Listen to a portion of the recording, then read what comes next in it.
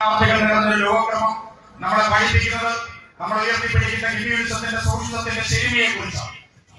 അതുകൊണ്ട് ലോകരാഷ്ട്രീയവും അതുപോലെ തന്നെ ദേശീയ സാഹചര്യങ്ങളെ പരിശോധിക്കുമ്പോൾ നമുക്ക് മനസ്സിലാക്കാൻ സാധിക്കും ഇടതുപക്ഷത്തിന്റെ രാഷ്ട്രീയമായ പ്രസക്തി എത്ര ഇല്ലാതാക്കാൻ ശ്രമിച്ചാലും എത്ര തകർക്കാൻ ശ്രമിച്ചാലും ഇടതുപക്ഷത്തിന്റെ രാഷ്ട്രീയത്തിന്റെ ശരിമ അത് കൂടുതൽ സത്യമുള്ളതായി കൂടുതൽ പ്രോജ്വലമായി നിൽക്കുന്ന ഒരു കാഴ്ച കാണാൻ നമുക്ക് സാധിക്കുന്നു.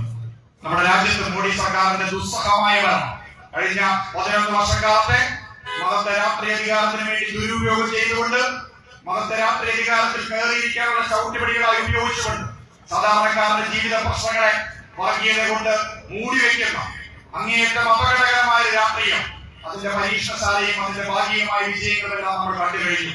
ഈ രാജ്യത്തെ ജനങ്ങളുടെ ജീവിത പ്രശ്നങ്ങളെ കുറിച്ച് ഒരിക്കലും സംസ്കാരിക്കാത്ത ഒരു പ്രധാനമന്ത്രി, അദ്ദേഹത്തിന്റെ മന്ത്രിസഭ രാജ്യത്തെ ജനങ്ങളുടെ ജീവിത പ്രശ്നങ്ങൾ, അവരുടെ പട്ടിണി, രാജ്യത്തെ രൂക്ഷമായ വിലക്കയറ്റം, തൊഴിലില്ലാത്ത ചെറുപ്പക്കാർ, ജീവിതത്തിന്റെ കെടുതികളിലേക്ക് വലിച്ചെറിയപ്പെട്ട ആത്മഹത്യ ചെയ്യുന്ന കർഷകർ, അങ്ങനെ നിരവധിയായ പ്രതിസന്ധികൾ ഈ രാജ്യത്തുടനീളം ഉണ്ടായിട്ട് പോലും ജനങ്ങളുടെ ജീവിത പ്രശ്നങ്ങൾ പരിഹരിക്കാതെ കഴിഞ്ഞ ജൂൺ മാസത്തിൽ പോലും 60 കോടി ജനങ്ങൾ ആശ്രയിക്കുന്ന കേരളത്തിലെ ഇന്ത്യയിലെ കാർഷിക വൃത്തിയിൽ പണിയെടുക്കുന്ന അല്ലെങ്കിൽ കൃഷി അനുബന്ധ മേഖലയിൽ പണിയെടുക്കുന്ന ജനങ്ങളുടെ ജീവിത വരുമാനത്തെ വല്ലാതെ പ്രതിസന്ധിയിലാക്കിക്കൊണ്ട് രാസവളത്തിന് വില കൂട്ടിയ കാര്യം വരെ നമ്മൾ എടുത്ത് കാണുകയുണ്ടായി.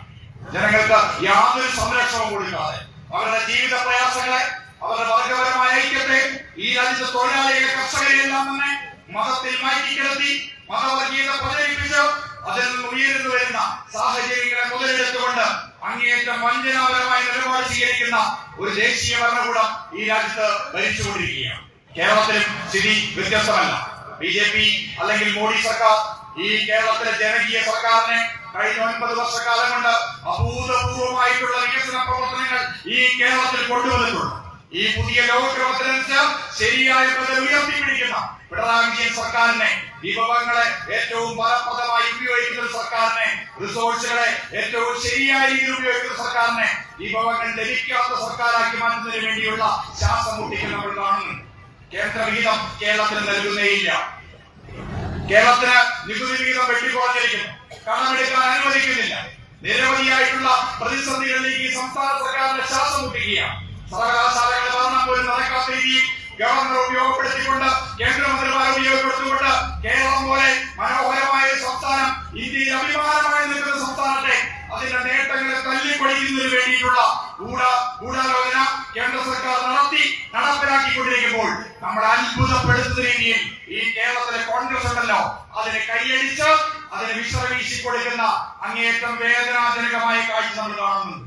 യഥാർത്ഥത്തിൽ BJPയും കോൺഗ്രസിനെയും തിരിച്ചറിയാൻ കഴിയാത്ത രീതിയിൽ എങ്ങനെയും കേരളത്തിലെ ഇടതുപക്ഷ ഭരണത്തെ ഇടങ്കാലിട്ട് വീഴ്ത്തി ഭരണം ലഭിക്കണമെന്ന ദുരാഗ്രഹത്തോടുകൂടി ഈ പിണറായി വിജയൻ സർക്കാരിനെ വളഞ്ഞ വഴികളിലൂടെ കുതികാലിട്ട് വീഴ്ത്താനുള്ള ദുരാഗ്രഹം എത്രത്തോളം BJPക്കുണ്ടോ അത്രത്തോളം തന്നെ നമ്മുടെ നാട്ടിലെ കോൺഗ്രസിനുമുണ്ടല്ലോ. ഈ നാട് മതേതരമായ ഒരു നാടാണല്ലോ. എത്രയെല്ലാം നേട്ടങ്ങൾ ഇന്ത്യയിലെ സംസ്ഥാനങ്ങളിൽ വ്യത്യസ്തമായി ഈ കേരളത്തിലുണ്ട്. ഈ കേരളം എത്ര ദേശീയ വിഭവ സൂചികയുടെ കാര്യത്തിൽ ഒന്നാമത് നിൽക്കുന്നു. എത്രയെത്ര മനോഹരമായ നേട്ടങ്ങളുണ്ട്.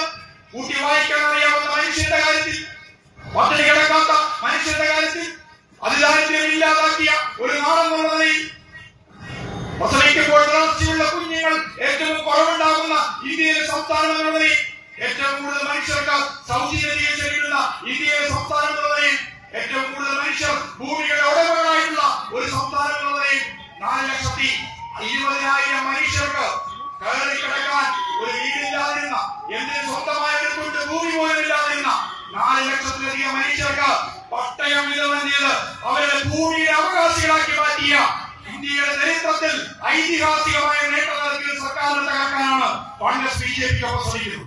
4,56,000 വീടുകളുടെ താക്കോൽദാനം നടന്നു.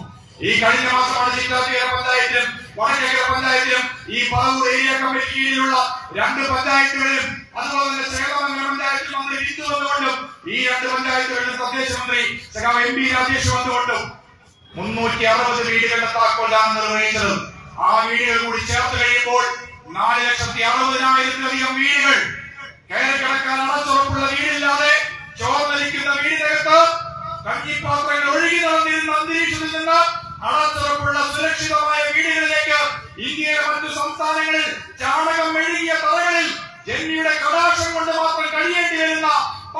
പാവങ്ങൾ കോടാനുകോടി ഉണ്ടെങ്കിൽ അവരെയെല്ലാം മാതൃകയാക്കിക്കൊണ്ട്, അവർക്കെല്ലാം ആ സംസ്ഥാനങ്ങൾക്ക് മാതൃകയായിക്കൊണ്ട് ലക്ഷക്കണക്കിന് മനുഷ്യർ അടച്ചുറപ്പുള്ള വീടുകളിൽ ലൈഫ് പദ്ധതിയിലൂടെ ആ വീടുകളുടെ ഗുണഭോക്താക്കളായി മാറിയ ഈ സംസ്ഥാനത്തെയാണ് BJPക്കൊപ്പം ചേർന്ന് ഈ സംസ്ഥാനത്ത് ഭരിക്കുന്ന സർക്കാരിനെ ചവിട്ടിത്താഴ്ത്താൻ ശ്രമിക്കുന്ന കോൺഗ്രസിന്റെ വിചിത്രമായ, അത്ഭുതകരമായ, മനുഷ്യത്വരഹിതമായ ഒരു നിലപാട് കൂടി നമുക്ക് കാണാനായി സാധിക്കുന്നുണ്ട്. അതിനെയും ചേർത്ത് തോൽപ്പിക്കേണ്ട സാഹചര്യമാണ് നിലനിൽക്കുന്നത്.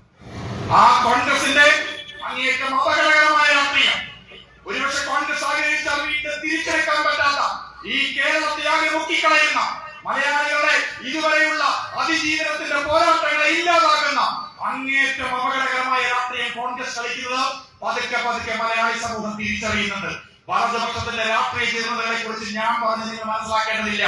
പക്ഷേ വലതുപക്ഷ രാഷ്ട്രീയത്തിന്റെ, കോൺഗ്രസിന്റെ, BJPയുടെ രാഷ്ട്രീയ ജീർണതകൾ ഒന്നൊന്നായി ഈ സമാന നാളുകളിൽ ഈ കേരളത്തിൽ അഴിഞ്ഞഴിഞ്ഞ് വീഴുന്നുണ്ട്. അത് പറവൂരിൽ പറയുമ്പോൾ പ്രത്യേകം പറയേണ്ടതുണ്ട്. ഈ വലതുപക്ഷത്തിന്റെ അഴുക്കുചാലുകളെ കൈവെട്ടി സംരക്ഷിക്കുന്ന, ഈ വലതുപക്ഷത്തിന്റെ ജീർണതകളെ പോക്കറ്റിൽ വാരിക്കോരി സംരക്ഷിക്കുന്ന സംസ്ഥാനത്തിന്റെ പ്രതിപക്ഷ നേതാവിന്റെ മണ്ഡലം കൂടിയായതുകൊണ്ട് ഈ പറവൂരിൽ പ്രത്യേകമായി പരാമർശിക്കേണ്ടതുണ്ട്. ഈ സമീപ നാളുകളിൽ ഉണ്ടായ കാര്യങ്ങൾ നിങ്ങൾക്ക് അറിയാമല്ലോ. എങ്ങനെയാണ് കേരളത്തിൽ സ്ത്രീ സുരക്ഷയ്ക്ക് ഇന്ത്യയിൽ ഏറ്റവും അന്തസ്സോടുകൂടിയുള്ള പരിരക്ഷ കൊടുക്കുന്ന സംസ്ഥാനം ഏതാണ്? അത് കേരളമാണ്.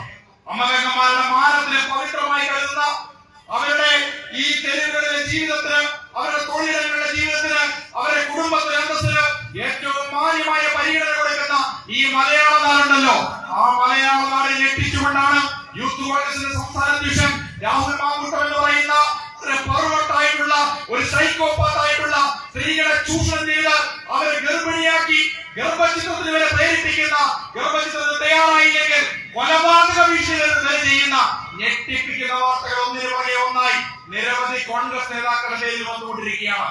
ഇപ്പോൾ പൊതുവിൽ മാധ്യമങ്ങൾ പറയുന്നു ഇത് ഒരാളിൽ മാത്രം ഒതുങ്ങി നിൽക്കുന്ന വിഷയമല്ല, ഇത് രാഹുൽ മാങ്കൂട്ടത്തിലോ ഷാഫി പറമ്പിലോ പീക്കോ ഫിറോസിലോ മാത്രമായി നിൽക്കുന്ന വിഷയമല്ല. കേരളത്തിന്റെ വലതുപക്ഷ രാഷ്ട്രീയം കോൺഗ്രസ് നേതാക്കന്മാരുടെ ഒത്താശയോടുകൂടി രൂപപ്പെടുത്തിയിട്ടുള്ള ഒരു മാഫിയ കേരളത്തിൽ പിടിമുറക്കിയിരിക്കുകയാണ്. പ്രതിപക്ഷത്ത് നിന്നുകൊണ്ട് തന്നെ ഇത്രമേൽ ശക്തമായി ചില മാധ്യമങ്ങളെ വിലക്കെടുത്തുകൊണ്ട് ഈ യുവതികളെ എല്ലാം തന്നെ ഇങ്ങനെ പിച്ചിക്ക് സാധിക്കുന്നുണ്ടെങ്കിൽ ഇവരെന്തെങ്കിലും രാഷ്ട്രീയ അധികാരത്തിൽ എത്തിക്കഴിഞ്ഞാൽ ഈ കേരളത്തിൽ അപകടന്മാരുടെ മാനം പിച്ചു ചീക്കപ്പെടും. അഭിമാന ബോധത്തോടുകൂടി, സുരക്ഷിത ബോധത്തോടുകൂടി പെൺകുട്ടികൾക്ക് തൊഴിലിടങ്ങളിലൂടെ ജീവിക്കാൻ സാധിക്കാത്തവരുമായി ഈ കേരളം മാറിയേക്കാം. ഇത്രമേൽ തെളിവുകളോടുകൂടി ഇന്നിപ്പോൾ ലക്ഷ്മി പത്മ എന്ന് പറയുന്ന ന്യൂസ് മലയാളത്തിന്റെ TV ആങ്കർ ഇന്നിപ്പോൾ അതിജീവിതയായ പെൺകുട്ടിയെ കാണാൻ പോവുകയുണ്ടായി. ആ ലക്ഷ്മി പത്മയുടെ ഫേസ്ബുക്ക് പോസ്റ്റ് വന്നിട്ട് ഞാൻ ആ പെൺകുട്ടിയെ കണ്ടു എന്ന് പറയുന്നു. ഞാൻ ആ പെൺകുട്ടിയെ കണ്ടു. ഇതുവരെ ഊഹാപോഹങ്ങളാണെന്ന് VD സതീശനെല്ലാം പ്രചരിപ്പിച്ച ആ പെൺകുട്ടിയെ ആര് കണ്ടിരിക്കുന്നു? ഒരു മാധ്യമ പ്രവർത്തക വീട്ടിൽ പോയി കണ്ടിരിക്കുന്നു. പുറത്ത് പറയാനാവാത്ത ഒരു ട്രോമയിലാണ് ആ പെൺകുട്ടി. പരാതി കൊടുക്കണമെന്നതിന്റെ ഭയത്തിന്റെ ഒരു ഉൾപ്പാടിലാണ് പെൺകുട്ടി. അതിഭയങ്കരമായിട്ടുള്ള ഒരു പീഡനം സഹിച്ചതിന്റെ അതിജീവനം ഇതുവരെ സാധ്യമാകാതെ ശക്തിയായി നിൽക്കുന്ന പെൺകുട്ടിയെ ഇന്ന് കേരളത്തിൽ ഒരു മാധ്യമപ്രവർത്തകർ കണ്ടിരിക്കുന്നു. ഈ പുറമോട്ടായിട്ടുള്ള സ്ത്രീലംബടനായിട്ടുള്ള, സ്ത്രീ ശോഷകനായിട്ടുള്ള യൂത്ത് കോൺഗ്രസ് സംസ്ഥാന അധ്യക്ഷന്റെ കസേരയിൽ 3 വർഷക്കാലം പിടിച്ചിരുത്തിയ, പിന്നീട് പാലക്കാട് MLA കസേര നൽകി അയാളെ വാനോളം ഉയർത്തിപ്പിടിച്ച ഈ അടൂർ പ്രകാശിന്റെയും സണ്ണി ജോസഫിന്റെയും VD സതീശന്റെയും പാർട്ടിയുണ്ടല്ലോ കോൺഗ്രസ്. ആ കോൺഗ്രസിന്റെ സംസ്ഥാനത്തിന്റെ പ്രതിപക്ഷ നേതാവ് ഈ പറവൂർക്കാരനാണല്ലോ.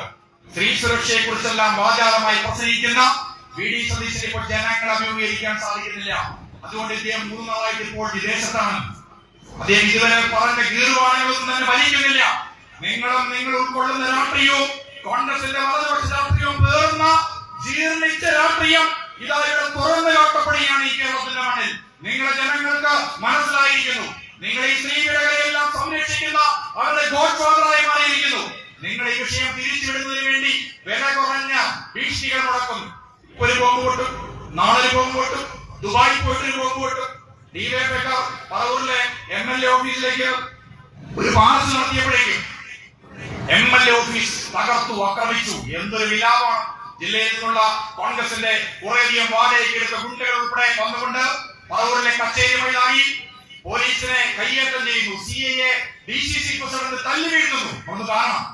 ഈ വിഷയത്തെ എങ്ങനെയെങ്കിലും ഗതി മാറ്റിവിട്ട് അക്രമ രാഷ്ട്രീയത്തിലേക്ക് തിരിച്ചുവിടുന്നതിന് വേണ്ടിയിട്ടുള്ള വി.ഡി. സതീശന്റെ ആ ഒരു അഭ്യാസം ഉണ്ടല്ലോ, അത് ഈ പറവൂര് നടക്കില്ല.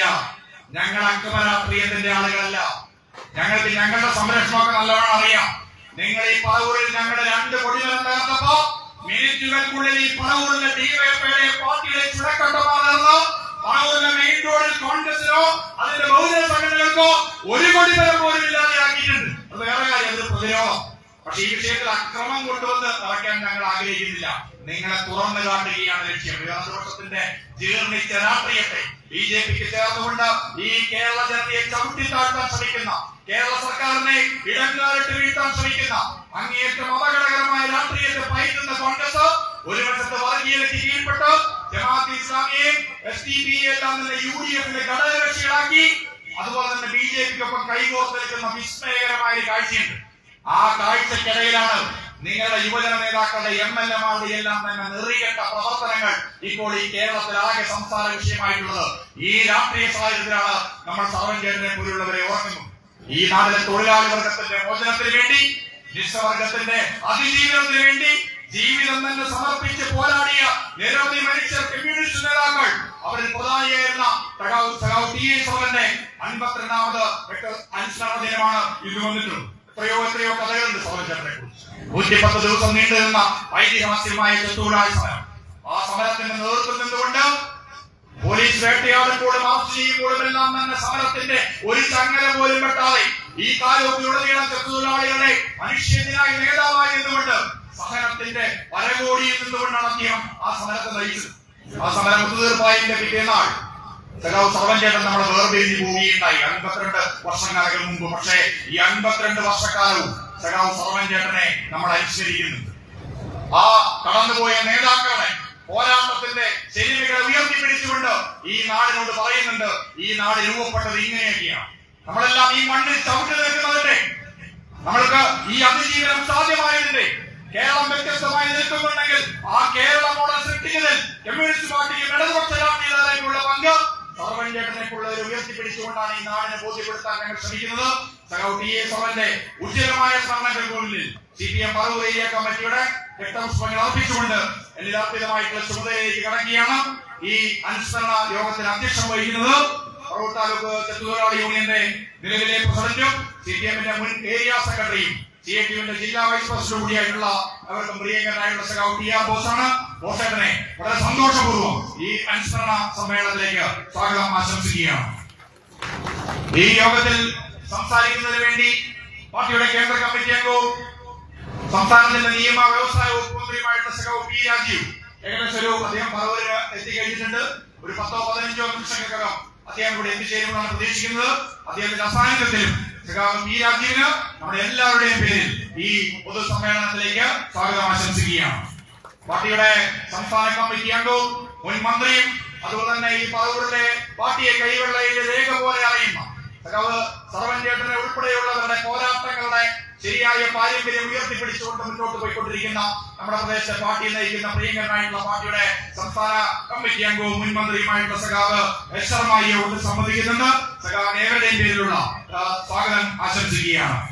നമ്മളോട് സംസാരിക്കുന്നതിന് വേണ്ടിയിട്ട് നമ്മുടെ പാർട്ടിയുടെ സംസ്ഥാനത്ത് തന്നെ മികച്ച പ്രഭാഷകരുടെ ഒരാളും CPM-ന്റെ കോഴിക്കോട് ജില്ലാ കമ്മിറ്റി അംഗവും യുവജന പ്രസ്ഥാനത്തിന്റെ സംസ്ഥാന നേതൃത്വവും കോഴിക്കോട് ജില്ലാ സെക്രട്ടറിയുമായി എല്ലാം പ്രവർത്തിച്ചിട്ടുള്ള പ്രിയങ്കരനായ പറവൂർക്കാർക്ക് സഖാവ് പി. കെ. പ്രേംനാഥിനെ പരിചയപ്പെടുത്തേണ്ടതില്ല. പല പൊതുയോഗങ്ങളിലായി അദ്ദേഹം പറവൂർ നഗരത്തിൽ ഉൾപ്പെടെ വന്നിട്ടുള്ളതാണ്. ഏറ്റവും പ്രിയങ്കരനായിട്ടുള്ള സഖാവ് പി. കെ. പ്രേംനാഥിനെ നമ്മുടെ ജനാവലിക്ക് വേണ്ടി, പറവൂരിലെ തൊഴിലാളി വർഗ രാഷ്ട്രീയ പ്രവർത്തകർക്ക് വേണ്ടി ഹൃദയപൂർവ്വം സ്വാഗതം ആശംസിക്കുകയാണ്. CPM-ന്റെ എറണാകുളം ജില്ലാ കമ്മിറ്റി അംഗവും ജനാധിപത്യ മഹിളാ അസോസിയേഷന്റെ സംസ്ഥാന എക്സിക്യൂട്ടീവ് അംഗവും മുൻ എറണാകുളം ജില്ലാ പഞ്ചായത്തിന്റെ പ്രസിഡന്റുമായിട്ടുള്ള സഖാവ് പി. എസ്. ശൈല ഈ യോഗത്തിൽ സംബന്ധിക്കുന്നുണ്ട്. സഖാവിന് എല്ലാവർക്കും വേണ്ടി സ്വാഗതം ആശംസിക്കുകയാണ്. പറവൂർ താലൂക്ക് ചെത്തുതൊഴിലാളി യൂണിയന്റെ ജനറൽ സെക്രട്ടറി സഖാവ് സജീവൻ ഈ യോഗത്തിൽ സംബന്ധിക്കുന്നുണ്ട്. സഖാവിന് സ്വാഗതം ആശംസിക്കുന്നു.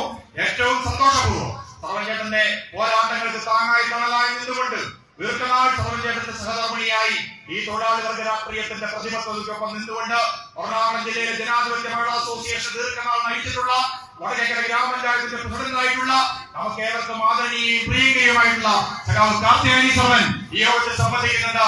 സഖാവ് സർവന്റെ ആവേശം ഉജ്ജ്വലമായി നിൽക്കുന്ന ഈ വേളയിൽ സഖാവ് കാർത്തിയായ സോദനെ നമുക്ക് ഏവർക്കും വേണ്ടി ഈ സമ്മേളനത്തിലേക്ക് സ്വാഗതം ആശംസിക്കുകയാണ്. പാർട്ടിയുടെ നേതാവും പാർട്ടിയുടെ മുൻ ഏരിയ സെക്രട്ടറിയും മുൻ എറണാകുളം ജില്ലാ പഞ്ചായത്ത് അംഗവുമായിട്ടുള്ള സഖാവ് ടി.ജി. അശോകൻ ഈ യോഗത്തിൽ സംബന്ധിക്കുന്നുണ്ട്.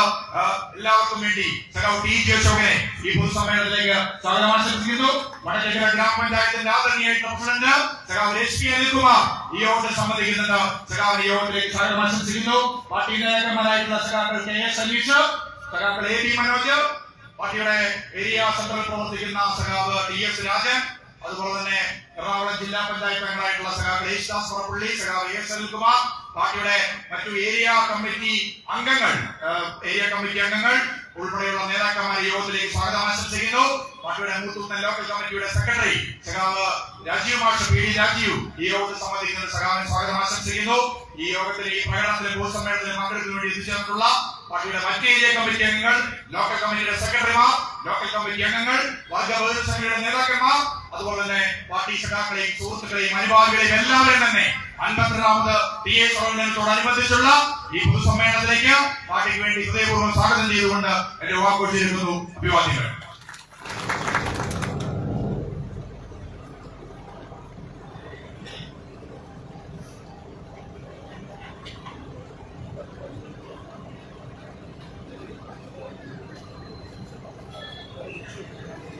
വേദിയിലെ ഉപവിഷ്ടരായിട്ടുള്ള പാർട്ടി സംസ്ഥാന കമ്മിറ്റി അംഗവും മുൻമന്ത്രിയായിട്ടുള്ള ശർമ്മ, നമ്മുടെ ജില്ലാ പ്രഭാഷകനായി തിരിച്ചറിഞ്ഞിട്ടുള്ള സ്വപ്നനാഥ്, പാർട്ടി ജില്ലാ കമ്മിറ്റി അംഗം പി. ശൈല, ചതുരാളി യൂണിയന്റെ ജനറൽ സെക്രട്ടറി കെ. സജീവൻ,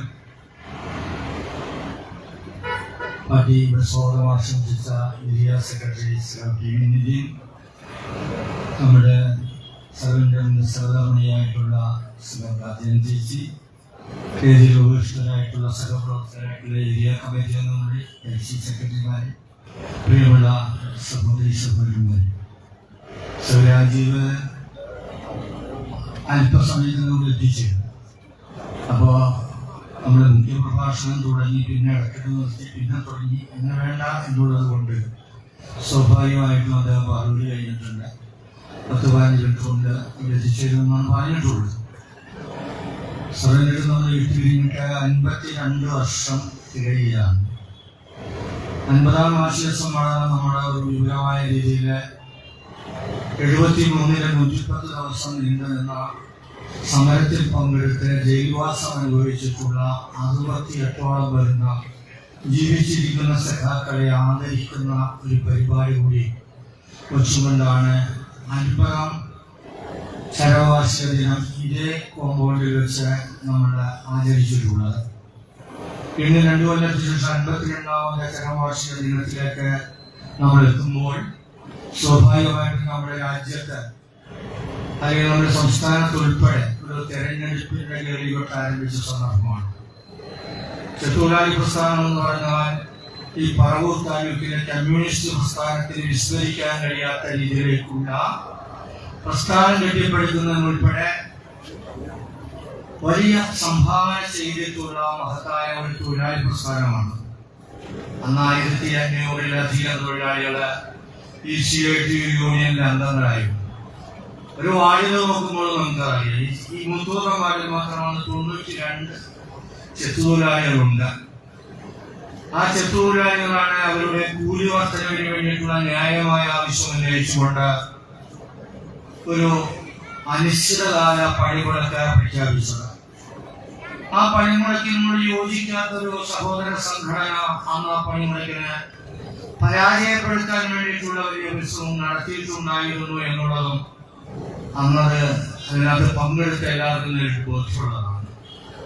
73-ലെ ആ സമരത്തിന്റെ ഒരു ഘട്ടം കഴിയുമ്പോൾ നമുക്കറിയാം, ഈ മുക്തകുന്നത്തെ ഈ റോഡില് മണ്ണിട്ടാൽ താഴാത്ത രീതിയിലേക്കുള്ള വലിയ തോതിലുള്ള ജനക്കൂട്ടമാണ്. അന്ന് ആ സമരത്തിന്റെ ഒരു ഘട്ടം കഴിഞ്ഞപ്പോൾ ആ സമരത്തെ പരാജയപ്പെടുത്താം ഷാപ്പ് കോൺട്രാക്ടർമാർ അതുപോലെയുള്ള മുതലാളിമാരുടെ താല്പര്യം സംരക്ഷിക്കാൻ വേണ്ടിയിട്ട് ചെത്തുതൊഴിലാളികളുടെ കുലയരിഞ്ഞുകളെ അല്ലെങ്കിൽ ചെത്തുതൊഴിലാളി ചെത്തിലെ തെങ്ങിന്റെ കുലയരിയുന്ന രീതിയിലേക്കുള്ള ഒരു പ്രഖ്യാപനം നടത്തിക്കൊണ്ടാണ് കൊച്ചി RDOയും പറവൂരിലെ തഹസിൽദാരും എക്സൈസ് കമ്മീഷണറും അതോടൊപ്പം തന്നെ ഉന്നത പോലീസ് ഉദ്യോഗസ്ഥന്മാരും ഉൾപ്പെടെ ഒരു വെടിവെപ്പിന് മുൻപേ ചെയ്യേണ്ട കാര്യങ്ങൾ ഉൾപ്പെടെ ബാനർ വരെ എഴുതി ചുരുട്ടി ജീപ്പിൽ വെച്ചുകൊണ്ടാണ് ഇവിടെ വന്നത്. പക്ഷെ അന്ന് ഇവിടുത്തെ മഹത്തായ ചെറുതൊഴിലാളി പ്രസ്ഥാനത്തെ സ്നേഹിക്കുന്ന ആളുകൾ ഉൾപ്പെടെ ഈ മൂത്തകുന്നത്ത് തടിച്ചുകൂടിയപ്പോൾ അതിന്റെ മുന്നിലെ അവർക്ക് തിരിച്ചു പോകേണ്ട സാഹചര്യമുണ്ട്. ഇവിടെ നിന്നാണ് മൂത്തകുന്നം ഫെറിയാണ്. അങ്ങനെ വോട്ട് പോകുന്ന ഫെറിക്കടവിലേക്ക് പ്രകടനമായി ചെന്നു. അവിടുത്തെ തെറ്റിന്റെ കുലയിരിക്കാനാണ് ആദ്യം ബന്ധപ്പെട്ട ഡിപ്പാർട്ട്മെന്റ് പോലീസ് തീരുമാനിച്ചത്. പക്ഷെ അതിനുവേണ്ടി വന്നിട്ടുള്ള പോലീസുകാരെയും അതിന് കുല ചെയ്യാൻ വേണ്ടി അവർ കൊണ്ടുവന്നിട്ടുള്ള കരിക്കാരികളെയും തെങ്ങിൽ കയറാതിരിക്കാൻ വേണ്ടി പാവപ്പെട്ട ചെറുതൊഴിലാളികൾ പെൺമക്കൾ ഉൾപ്പെടെ ആ തെങ്ങിന്റെ കണക്കിൽ ഇങ്ങനെ കൈകൊണ്ട് കെട്ടിപ്പിടിച്ച് കിടന്നിട്ടുള്ള ഒരു അനുഭവം നമ്മുടെ മുന്നിലുണ്ട്. ആ സമരത്തിന്റെ മുന്നില് ഈ പറയുന്ന പോലീസിനോ അല്ലെങ്കിൽ ആഡിയോനോ അല്ലെങ്കിൽ ഭരണ സംവിധാനത്തിനോ പിടിച്ചു നിൽക്കാൻ കഴിയാത്ത രീതിയിലേക്കുള്ള ഒരു ചരിത്ര സംഭവമായി ഈ 110 ദിവസം നീണ്ടുനിന്ന സമരത്തിന്റെ ബുദ്ധിമുട്ടെല്ലാം അനുഭവിക്കുമ്പോഴും പണിമുടക്കാരം വെച്ച് 2 ആഴ്ച കഴിയുമ്പോഴേക്കും നിത്യവരുമാനം കൊണ്ട് അന്നത്തെ അസ്ഥിക്ക് വക കണ്ടെത്തിയിരുന്ന ഈ വടക്കേക്കര പ്രദേശത്ത് ഉൾപ്പെടെയുള്ള ചെറുതൊഴിലാളികൾ, എറണാകുളം ജില്ലയിലെ ചെറുതൊഴിലാളികൾ അവരെല്ലാം പട്ടിണിയിലേക്ക് നീങ്ങിക്കൊണ്ടിരിക്കുന്ന സന്ദർഭത്തിലാണ് ഇനി കുലയരിഞ്ഞു കളഞ്ഞാൽ സമരം തീർന്നാലും എളുപ്പമൊന്നും ചെത്താനും ചെത്തി കണ്ടുണ്ടാക്കാനും കഴിയില്ല എന്ന് കണക്ക് കൂട്ടിക്കൊണ്ട് മുതലാളിമാരുടെ താല്പര്യം സംരക്ഷിക്കാൻ വേണ്ടിയിട്ടുള്ള വലിയ തോതിലുള്ള ഒരു ഇടപെടല് നമുക്ക് ഇവിടെ അന്നത്തെ ആ സമരമുഖത്തുണ്ടായിരുന്ന എല്ലാ സഖാക്കൾക്കും ഇതിനു മുൻപ് ഇവിടെ നടന്നിട്ടുള്ള ഒരുപക്ഷെ അതിന് വ്യത്യസ്തമായി നടന്നു എന്ന് പറയാൻ കഴിയുന്നത് ഇവിടുത്തെ കുടിയടപ്പ് സമരമാണ്. 70 ഭൂസമരവുമായി ബന്ധപ്പെട്ടുകൊണ്ട് അതുപോലൊരു വലിയ പ്രകടനം നമ്മുടെ ഈ കോമ്പൗണ്ടിനകത്തേക്ക് വന്ന് കുടിയെടുപ്പ് തരണമെന്ന് ആവശ്യപ്പെട്ടുകൊണ്ട് നടന്നിട്ടുള്ള സമരം. ആ സമരത്തെ മാറ്റി നിർത്തിയാൽ ഇത്രയേറെ ആളുകൾ പങ്കെടുത്ത നാളിതുവരെ ഈ ഗ്രാമത്തിനെ സന്ദർശിക്കാൻ കഴിയാത്ത രീതിയിലേക്കുള്ള ഒരു മഹത്തായ സമരമായി മാറി. ആ സമരത്തിന്റെ തുടക്കം മുതൽ ഒടുക്കം വരെയും വിശ്രമരഹിതമായി പ്രവർത്തിച്ച പ്രമുഖ സഖാവാണ് സഖാവ് സർവ്വജൻ. അന്ന് സഖാവ് കെ.പി. പങ്കജാക്ഷനും എം.കെ. സിദ്ധാർത്ഥനും കെ.ആർ. ഗംഗാധരനും ഉൾപ്പെടെയുള്ള സഖാക്കള് സംഘടനയ്ക്ക് നേതൃത്വം നൽകുമ്പോഴുമെല്ലാം അവർക്കെല്ലാം മാർഗദർശിയായി നിന്നുകൊണ്ട് ആ സമരത്തിന്റെ ഓരോ ഘട്ടത്തിലും പട്ടിണി കിടക്കുന്ന ചെറുതൊഴിലാളികളുടെ വീടുകൾ സന്ദർശിച്ചുകൊണ്ട് സഖാവ് സർവ്വജൻ അവരെയെല്ലാം സമാധാനിപ്പിക്കുവാനും അതുപോലെ അത്യാവശ്യം സഹായം സംഘടിപ്പിക്കുവാനും എല്ലാം വലിയ തോതിൽ പ്രവർത്തിച്ചതാണ്. പാത്രയ്ക്ക് ദൈർഘ്യമേറിയ സമരം നയിച്ചിട്ട് അതിനകത്ത് സാമ്പത്തിക നേട്ടം എന്തെങ്കിലും ഉണ്ടായി എന്ന് പറയാമോ? യഥാർത്ഥത്തിൽ 2 നയാ പൈസ. ആ 2 നയാ പൈസയുടെ വർധനവേ ഒരു സമരം പരാജയപ്പെട്ടു എന്ന് പറയാതെ തന്നെ 2 നയാ പൈസയുടെ വർധനവ് അംഗീകരിച്ചുകൊണ്ട് സമരം അവസാനിച്ചതിന്റെ പിറ്റേ ദിവസമാണ് സർവ്വജന്റെ ആകസ്മികമായ അന്ത്യം സംഭവിക്കുന്നത്. ഈ താലൂക്കിലെ ചെറുതൊഴിലാളികൾക്ക് താങ്ങാനാവാത്ത ഒരു വേർപാടായിട്ട് വേർപാട് മാറുകയുണ്ടായി. ആ പിറ്റേ ദിവസം അദ്ദേഹത്തിന്റെ സംസ്കാര ചടങ്ങും അനുശോചന യോഗവുമെല്ലാം നടക്കുമ്പോൾ അതിനകത്ത് തടിച്ചുകൂടിയിട്ടുള്ള ജനങ്ങളെ കണ്ടാൽ നമുക്ക് മനസ്സിലാവും ഈ സമൂഹത്തിൽ സർവ്വജനെ പോലുള്ള സഖാവിനുണ്ടായിരുന്ന സ്വാധീനം എന്താണെന്ന് നമുക്ക് മനസ്സിലാക്കാനായിട്ട് കഴിയും. അങ്ങനെയുള്ള ഐതിഹാസികമായ പോരാട്ടങ്ങൾക്ക് നേതൃത്വം കൊടുത്തുകൊണ്ട് അരനൂറ്റാണ്ടല്ല 100 നൂറ്റാണ്ട് കഴിഞ്ഞാലും ഈ സമൂഹം മറക്കാത്ത രീതിയിലേക്കുള്ള തൊഴിലാളികളെ സംഘടിപ്പിച്ചുകൊണ്ട് ഈ ചെറുതൊഴിലാളികൾ ഉൾപ്പെടെ ഒരു സംഘടന ജില്ലയിൽ അണിനിരക്കാതിരുന്ന സന്ദർഭത്തില് 1954 തൊഴിലാളികളെ തടുത്തുകൂട്ടി അവരെ സംഘടിപ്പിച്ച് ഒരു സംഘടനയുണ്ടാക്കി അവരുടെ അവകാശ പോരാട്ടങ്ങൾക്ക് നേതൃത്വം നൽകിക്കൊണ്ട് അന്ന് നമുക്കറിയാം, അന്ന് എറണാകുളം കളക്ടറേറ്റിലെ ഈ പറഞ്ഞ ഷാപ്പുലേഖം നടക്കുമ്പോൾ ആ ലേഖഹാളിന്റെ മുന്നില് CITUവിന്റെ പതാകയും പിടിച്ചുകൊണ്ട് നടക്കുന്ന ഡിമാൻഡ് നോട്ടീസ് കൊടുത്തുകൊണ്ട് നടത്തുന്ന ശക്തമായ പ്രകടനത്തിന്റെ മുന്നില് ചർച്ചയ്ക്ക് മുതലാളിമാർ ഇങ്ങോട്ട് വരുന്ന ഒരു കാലഘട്ടത്തിലാണ് അന്ന് ഈ പ്രസ്ഥാനവും ആ വ്യവസായവും തൊഴിലും എല്ലാം മുന്നോട്ട് പോയിരുന്നത്. ഇന്ന് നമുക്കറിയാം, കേരളത്തിലെ പരമ്പരാഗത വ്യവസായങ്ങളിലെ പ്രമുഖമായ ഒരു വ്യവസായം നേരത്തെ സൂചിപ്പിച്ചതുപോലെ തൊഴിലാളി വർഗ പ്രസ്ഥാനത്തിന് അവഗണിക്കാനാകാത്ത സംഭാവന നൽകി മുന്നോട്ട് വന്നിട്ടുള്ള പ്രസ്ഥാനം. ആ പ്രസ്ഥാനം ഇന്നിപ്പോ ചെത്തുതൊഴിലാളികൾ എന്ന് പറഞ്ഞ് പുതുതായിട്ട് ചെത്തുതൊഴിലാളികളാരും ചെത്തുപിടിക്കാൻ പറ്റില്ല. ഈ തൊഴിലിലേക്ക് വരാനായിട്ട് താല്പര്യപ്പെടുന്നില്ല. അതുകൊണ്ട് അവരുടെ നമ്പർ ഓരോ ദിവസം ചെല്ലുന്തോറും കുറഞ്ഞുകൊണ്ടിരിക്കുന്നു. പറവൂർ താലൂക്ക് ചെത്തുതൊഴിലാളി യൂണിയനിൽ തന്നെ ഏതാണ്ട് 153 ആ നമ്പർ കുറഞ്ഞിട്ടുണ്ട്. എന്നാലും അവര് ഇന്നും പഴയ സഖാക്കൾ ഉൾപ്പെടെ പെൻഷൻ ബന്ധുത സഖാക്കൾ ഉൾപ്പെടെ ആവേശത്തോടുകൂടി പെൻഷൻകാരുടെ സംഘടനാ യോഗം വിളിക്കുമ്പോഴെല്ലാം അതിനകത്തെല്ലാമുള്ള അറ്റൻഡൻസ് ഏതാണ്ട് 100% പറഞ്ഞാൽ അതിശയോക്തിപരമല്ല. അതുപോലുള്ള അനുഭവമാണ് നമ്മുടെ മുന്നിലുള്ളത്. അത്രയ്ക്ക് വർഗബോധമുള്ള, അത്രയ്ക്ക് പ്രസ്ഥാനത്തോടെ കൂറുള്ള, പ്രസ്ഥാനത്തെ ബഹുമാനിക്കുന്ന തൊഴിലാളി സഖാക്കളാണ് അവർ ഇന്നും എന്നുള്ളത് യാതൊരു തർക്കമില്ല. ഈ പഞ്ചായത്ത് എന്ന് പറയുന്നത് സ്വാഭാവികമായിട്ടും പരമ്പരാഗത വ്യവസായങ്ങളുടെ കേന്ദ്രീകൃത പഞ്ചായത്താണ്. പഴയകാലത്ത് ഇവിടെ ഈ പഞ്ചായത്തിനകത്ത് 1000-ഓളം കുടുംബങ്ങൾ കയർ വ്യവസായത്തിലെ പണിയെടുക്കുന്നു. അന്നെല്ലാം വിദ്യാഭ്യാസത്തിന് പോകാനുള്ള പരിമിതികളെല്ലാം ഉണ്ട്. അത്യാവശ്യം 7ാം ക്ലാസ് കഴിയുമ്പോഴേക്കും മാതാപിതാക്കളെ ആ കുട്ടിയെ റാട്ട് നടക്കാനായിട്ട് കമ്പിയിൽ പിടിപ്പിക്കുന്ന അനുഭവം ഉണ്ടായ ഒരു കാലഘട്ടമുണ്ട്.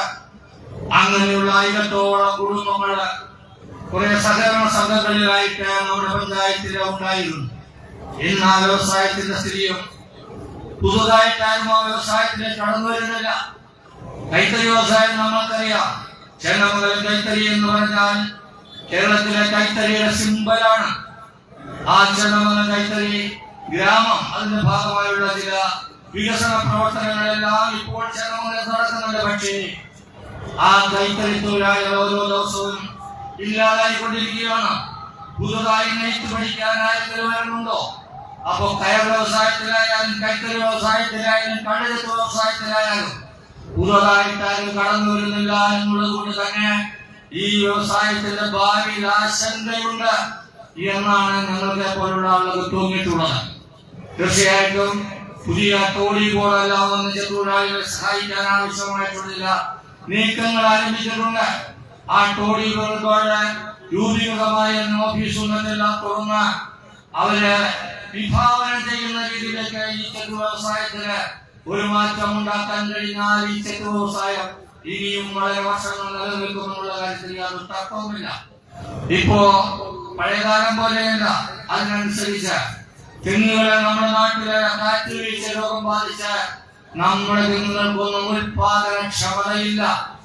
നമ്മളുടെ നാട്ടിലുണ്ടാകുന്ന തേങ്ങകൾക്ക് അല്ലെങ്കിൽ തേങ്ങക്ക് പോലും ഓയിൽ കണ്ടന്റ് വളരെ കുറവാണ്. അങ്ങനെയെല്ലാമുള്ള ബുദ്ധിമുട്ടുകളുണ്ട്. അതുകൊണ്ട് പുതിയ തെങ്ങിൻ തോട്ടം വെച്ച് പിടിപ്പിച്ചുകൊണ്ട് അതിലെ തൊഴിലാളികളെ റിക്രൂട്ട് ചെയ്ത് അതിലവർ ചെത്തുപഠിപ്പിച്ച തൊഴിലാളികളാക്കി മാറ്റുകയും നിലവിലുള്ള പഴയകാലത്തുള്ളതുപോലെയുള്ള കള്ളുഷാപ്പുകൾ മാറ്റി കാലോചിതമായ പരിഷ്കാരത്തിലെ ഒരു 3 സ്റ്റാർ നിലവാരത്തിലേക്ക് ഈ കള്ളുഷാപ്പുകളെ കൊണ്ടുവരുവാനും ആ കള്ളുഷാപ്പുകളെ അതോടൊപ്പം തന്നെ ഹോട്ടൽ കൂടി അറ്റാച്ച് ചെയ്തുകൊണ്ട് പ്രവർത്തനം ആരംഭിക്കണമെന്നെല്ലാം ഇപ്പോൾ ആലോചിച്ചിട്ടുണ്ട്. തീർച്ചയായിട്ടും അത് പ്രായോഗികമാകുകയാണെങ്കിൽ അവിടെ ഇപ്പോൾ കൊടുക്കുന്നത് പോലെ പൈപ്പിലെല്ലാം പ്രവർത്തിക്കുന്നത് പോലെ ചില ഷാപ്പുകളില് ഏതുതരം കള്ളു വേണമെങ്കിൽ കിട്ടും. അതുപോലെ സ്വാഭാവികമായും അവിടെ ഈ പറഞ്ഞ രീതിയിലേക്കുള്ള ഭക്ഷണ സൗകര്യം നല്ല ടേസ്റ്റി ആയിട്ടുള്ള കറികളെല്ലാം ഉണ്ടാക്കി വിൽക്കുന്ന അങ്ങനെ പിടിച്ചു വെക്കുന്ന കുറെ ഷാപ്പുകളുണ്ട്. അത്തരത്തിലുള്ള ഷാപ്പുകൾ കേരള വ്യാപകമായിട്ട് ഉണ്ടാക്കാനും ഈ വ്യവസായത്തിലെ തൊഴിലാളികളെയും അതോടൊപ്പം തന്നെ പുതിയ തലമുറയിൽ നിന്നും അവർക്ക് താല്പര്യം തോന്നുന്ന രീതിയിലേക്കുള്ള ഒരു വരുമാനം ഉണ്ടാക്കി കൊടുക്കാൻ ഈ ചെത്തുതൊഴിലാളി അല്ലെങ്കിൽ കള്ളു വ്യവസായത്തിന് കള്ളുചെത്ത് വ്യവസായത്തിന് കഴിയുമെന്നുള്ള കാര്യത്തിൽ തർക്കമില്ല. അങ്ങനെയൊക്കെ പരിശോധിച്ചാൽ സ്വാഭാവികമായിട്ടും വളരെ ശോഭനമായ ഭാവിയുള്ള ഒരു വ്യവസായമായിട്ട് അതിനെ മാറ്റുവാനും അതിനകത്തെ പുതിയ തൊഴിലവസരങ്ങൾ സൃഷ്ടിക്കുവാനും കഴിയുമെന്നുള്ള കാര്യത്തിൽ യാതൊരു തർക്കമില്ല. കൈത്തറിയിൽ മാത്രമേ കൂടെ മാറ്റങ്ങൾ വരുന്നുണ്ട്.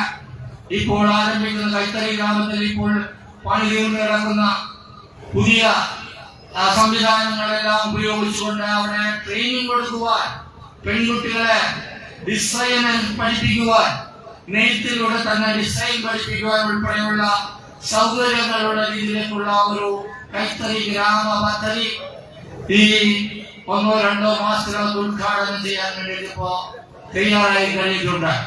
അങ്ങനെ കേരളത്തിലെ കയർ വ്യവസായ രംഗത്തെ ലേസം കൊണ്ടുവന്നുകൊണ്ട് ഓട്ടോമാറ്റിക് സ്പിന്നിംഗ് മെഷീനിലൂടെ കയർ പിടിക്കാനുള്ള അവസരം കൊടുത്തുകൊണ്ട് ആ അവസരം കൊടുക്കുമ്പോൾ സ്വാഭാവികമായിട്ടും ഒരു ദിവസം ചുരുങ്ങിയത് 500 രൂപയെങ്കിലും വരുമാനം ഉണ്ടാക്കാൻ കഴിയുന്ന രീതിയിലേക്ക് അവർക്ക് ആവശ്യമായിട്ടുള്ള മെറ്റീരിയലും അതുപോലെ അവർക്ക് ആവശ്യമായിട്ടുള്ള മെഷീനറിയും സൗജന്യമായി ഗവൺമെന്റ് അനുവദിച്ചുകൊണ്ട് ഓരോ സഹകരണ സംഘങ്ങളിലും ഏതാണ്ട് 50 ലക്ഷം രൂപ വിലയുള്ള മെഷീനറികളെ സൗജന്യമായി കൊടുത്തുകൊണ്ട് ആ വ്യവസായത്തെ പുനരുദ്ധരിക്കാൻ വേണ്ടിയിട്ടുള്ള നടപടികളെ ആ മേഖലയിൽ ആരംഭിച്ചിട്ടുണ്ട്. ഇപ്പൊ കാലോചിതമായിട്ടുള്ള പരിഷ്കാരങ്ങളിലൂടെ പരമ്പരാഗത വ്യവസായങ്ങളെ കാലഘട്ടത്തിനനുസരിച്ച് വികസിപ്പിച്ചുകൊണ്ട് കൂടുതൽ തൊഴിലാളികൾ ഉൾക്കൊള്ളാൻ കഴിയുന്ന, തൊഴിലില്ലായ്മയുടെ രൂക്ഷത ഏറ്റവും കൂടുതൽ അനുഭവിക്കുന്ന ഈ കൊച്ചു കേരളത്തിൽ കൂടുതൽ തൊഴിലാളികളെ ഉൾക്കൊള്ളാൻ കഴിയുന്ന രീതിയിലേക്കുള്ള ഒരു വ്യവസായമാക്കി നമ്മൾ ഈ പരമ്പരാഗത വ്യവസായങ്ങളെ മാറ്റി തീർക്കാൻ കഴിയുമെന്നാണ് സംസ്ഥാന ഗവൺമെന്റ് ഇപ്പോ കണക്കാക്കി അതിനുള്ള ചില പ്രവർത്തനങ്ങൾ മുന്നോട്ട് വെച്ചുകൊണ്ടാണ് ഇപ്പോ മുന്നോട്ട് പോയിക്കൊണ്ടിരിക്കുന്നത്. ഏതായാലും അത്തരത്തിലുള്ള വ്യവസായിക വികസനങ്ങൾ ഉൾപ്പെടെയുള്ള കാര്യങ്ങള് കൊണ്ടുവരാൻ വേണ്ടിയിട്ട് പ്രതിജ്ഞാബദ്ധമായ നിലപാടുമായിട്ടാണ് ഗവൺമെന്റ് മുന്നോട്ട് പോകുന്നത്. വികസന രംഗത്ത് നമുക്കറിയാം വലിയ തോതിലുള്ള മാറ്റങ്ങളാണ് ഇപ്പോഴും. ഇന്നിപ്പോ വൈകിട്ടാകുമ്പോ വയനാട്ടിലേക്കുള്ള തുരങ്കപ്പാത അതിന്റെ ഉദ്ഘാടനം നടക്കുമ്പോൾ വി സതീശൻ ഇപ്പോഴും പറഞ്ഞുകൊണ്ടിരിക്കുകയാണ്, ഞങ്ങൾ എല്ലാത്തിനെയും എതിർക്കും, ഞങ്ങൾ ഇതിനെല്ലാത്തിനെയും എതിർക്കുമെന്ന് സ്ഥിരമായി അദ്ദേഹം പറഞ്ഞുകൊണ്ടിരിക്കുമ്പോ അദ്ദേഹത്തിന്റെ അഖിലേന്ത്യാ നേതാവ് MP-യുമായിട്ടുള്ള എല്ലാവരും അതിനകത്ത് പങ്കെടുക്കുകയാണ്. അവിടെ കോൺഗ്രസിന്റെ 2 MLA-മാർ ഒരു MP ഉൾപ്പെടെ പരിപാടിയിൽ പങ്കെടുക്കുമ്പോഴും പ്രിയപ്പെട്ട പ്രതിപക്ഷ നേതാവ് കൂടി ഇരുന്നുകൊണ്ട് പറയുകയാണ്, ഞങ്ങൾ ഇതിനെല്ലാത്തിനെയും എതിർക്കും എന്ന് പറഞ്ഞാൽ വേദിയിലിരുത്തി ഇത് കാണിച്ചു കൊടുക്കുകയാണ്. പറയുക മാത്രമല്ല, പറഞ്ഞ കാര്യങ്ങൾ പ്രായോഗികമാക്കുമെന്ന് ഈ ഗവൺമെന്റ് കാണിച്ചു കൊടുക്കുന്നു. അവിടെയാണ് ബഹുമാനപ്പെട്ട പ്രതിപക്ഷ നേതാവിന് മറുപടിയില്ലാതെ പോകുന്നത് എന്ന് നമ്മൾ കാണുന്നുണ്ട്. ഏതായാലും കഴിഞ്ഞ 9 വർഷക്കാലം പിന്നിട്ട സംസ്ഥാന ഗവൺമെന്റ് കേരളത്തിലെ അധ്വാനിക്കുന്ന ജനവിഭാഗങ്ങൾക്ക് വേണ്ടി ചെയ്തുകൊണ്ടിരിക്കുന്ന കാര്യങ്ങൾ കേന്ദ്രം എല്ലാ തലത്തിലും ഈ സംസ്ഥാനത്തെ ഞെക്കിക്കൊല്ലാൻ ശ്രമിക്കുമ്പോഴും കേന്ദ്രത്തെ വെല്ലുവിളിച്ചുകൊണ്ട് തനത് വരുമാനം വർദ്ധിപ്പിച്ചുകൊണ്ട് കിഫ്ബി ഫണ്ടിലൂടെ ഈ കേരളം കണ്ടിട്ടില്ലാത്ത രീതിയിൽ വിദ്യാഭ്യാസ മേഖലയില്, ആരോഗ്യ മേഖലയില് ഉൾപ്പെടെയുള്ള എല്ലാ മേഖലകളിലേക്കും ഇടതുപക്ഷ ജനാധിപത്യ മുന്നണിയുടെ മുദ്ര പതിപ്പിച്ചുകൊണ്ടാണ് ഗവൺമെന്റ് മുന്നോട്ട് പോകുന്നത്. അതുകൊണ്ട് ഈ ഗവൺമെന്റിനെ മറ്റേതെങ്കിലും രീതിയിലെ കള്ളപ്രചാരണം കൊണ്ട് അപകടപ്പെടുത്താൻ നിങ്ങൾ ശ്രമിച്ചാൽ കഴിഞ്ഞ 9 വർഷക്കാലമായി നിങ്ങൾ തുടരുന്നത് അത് തന്നെയല്ലേ? നാം ഇതുവരെ കണ്ടിട്ടില്ലാത്ത രീതിയിലൊക്കെ 21-ലെ തെരഞ്ഞെടുപ്പില് നമ്മൾ കണ്ടതാണ്. ആ തെരഞ്ഞെടുപ്പിന്റെ 8 മാസം മുൻപ് മുതൽ ഈ കേരളത്തിലെ എല്ലാ ദൃശ്യ പത്രമാധ്യമങ്ങളും ഇടതുപക്ഷ ജനാധിപത്യ മുന്നണിക്കും വിശിഷ്യ സഹ പിണറായി വിജയനെതിരെ ഒരു കൊട്ടേഷൻ സംഘത്തെ പോലെ പ്രവർത്തിച്ച ഒരു കാലഘട്ടം ഉണ്ടായിട്ടുണ്ട്. നട്ടാൽ കുരുക്കാത്ത നുണകൾ, എവിടെയും ബോധ്യപ്പെടുത്താൻ കഴിയാത്ത നുണകൾ, അതെല്ലാം വലിയ തോതില് പ്രചരിപ്പിച്ച് നമ്മൾ കണ്ടതാണ്. ബിരിയാണി ചെമ്പില് സ്വർണം നടത്തി മുഖ്യമന്ത്രിയുടെ വീട്ടിലേക്ക് കൊണ്ടുപോകുന്നു എന്ന് പറയുന്ന പൊങ്കത്തരം പറഞ്ഞ പ്രതിപക്ഷ നേതാക്കളും പത്രങ്ങളും നമ്മുടെ നാട്ടിലുണ്ട്. പക്ഷെ അതെല്ലാം പറഞ്ഞപ്പോഴും ഈ ഗവൺമെന്റ് 16-ൽ വരുമ്പോൾ മുതലുള്ള ഒരു അനുഭവമുണ്ട്. കാര്യങ്ങൾ പ്രസംഗിച്ചത് കൊണ്ട് ആ അനുഭവത്തെ ആരും തിരുത്തി മാറ്റില്ല. അപ്പൊ ഒരാൾ പ്രസംഗിച്ചു എന്നുള്ളത് കൊണ്ട് അത് കള്ളപ്രസംഗം, കള്ളം മാത്രം പറയുന്ന പ്രസംഗമായാൽ അതെന്താണ് ആളുകൾ വിഴുങ്ങിക്കളയും. അങ്ങനത്തെ ഈ പറയുന്ന വിഭാഗത്തിന്റെ കൂടെ നിൽക്കുമെന്ന് ധരിച്ചവർക്കെല്ലാം എല്ലാം മനസ്സിലായി. ഒരുപക്ഷെ കേരളത്തിന്റെ നാളിതുവരെയുള്ള ചരിത്രത്തിൽ പിണറായി ഗവൺമെന്റ് തുടക്കം മുതൽ ഇന്നുവരെ പ്രതികൂലമായ സാഹചര്യങ്ങൾ നേരിട്ട് ഒഴിക്കുന്നതിൽ നീന്തിക്കൊണ്ടാണ് ഈ ഗവൺമെന്റ് ഇപ്പോൾ മുന്നോട്ട് പോകുന്നത്. നിങ്ങൾക്ക് ഓർമ്മയുണ്ടാകും, അധികാരത്തിൽ വന്ന 2016 അധികാരമേൽക്കുമ്പോഴാണ് ഊക്കി ചുഴലിക്കാറ്റ്. തിരുവനന്തപുരത്ത് നിന്നും കടലിൽ പോയ മത്സ്യത്തൊഴിലാളികൾ 72 പേർ തിരിച്ചു വന്നില്ല. അതിന് കടലാക്രമണത്തിന്റെ ഭാഗമായിട്ടുണ്ടായിട്ടുള്ള അല്ലെങ്കിൽ ചുഴലിക്കാറ്റിന്റെ ഭാഗമായിട്ടുണ്ടായി വീടുകൾ നഷ്ടപ്പെട്ടവർ, തൊഴിലുപകരണങ്ങൾ നഷ്ടപ്പെട്ടവർ, അവരെയെല്ലാം ഈ ഗവൺമെന്റ് ചേർത്ത് പിടിച്ചു. കാണാതായവർ, ഇന്നും തിരിച്ചു വന്നിട്ടില്ലാത്തവർ, സാധാരണ ഒരാള് മിസ്സായ 7 വർഷക്കാലം കാത്തിരുന്നതിന് ശേഷം മാത്രമാണ് അയാളുടെ മരണം സ്ഥിരീകരിക്കാൻ നിയമത്തിൽ വകുപ്പുള്ളൂ. പക്ഷെ നിയമത്തിൽ ഭേദഗതി ചെയ്തുകൊണ്ട് കടലിൽ പോയി തിരിച്ചു വരാതിരുന്ന മത്സ്യത്തൊഴിലാളികളെ അവരെ മരിച്ചതായി ഏതാനും ദിവസങ്ങൾക്ക് ശേഷം കണക്ക് കൂട്ടിക്കൊണ്ട് മരണാനന്തരമുള്ള സഹായം കുടുംബങ്ങൾക്ക് നൽകി അവരുടെ കുഞ്ഞുകുട്ടികളെ പഠിപ്പിക്കാൻ വേണ്ടിയിട്ടുള്ള സാമ്പത്തികം ബാങ്കുകളിൽ നിക്ഷേപിച്ചു. വീടുകൾ നഷ്ടപ്പെട്ട ആളുകൾക്ക് അവർ പ്രതീക്ഷിച്ചതിലും മെച്ചപ്പെട്ട വീടുകൾ വെച്ചു. നമ്മൾ കണ്ടതാണിത്.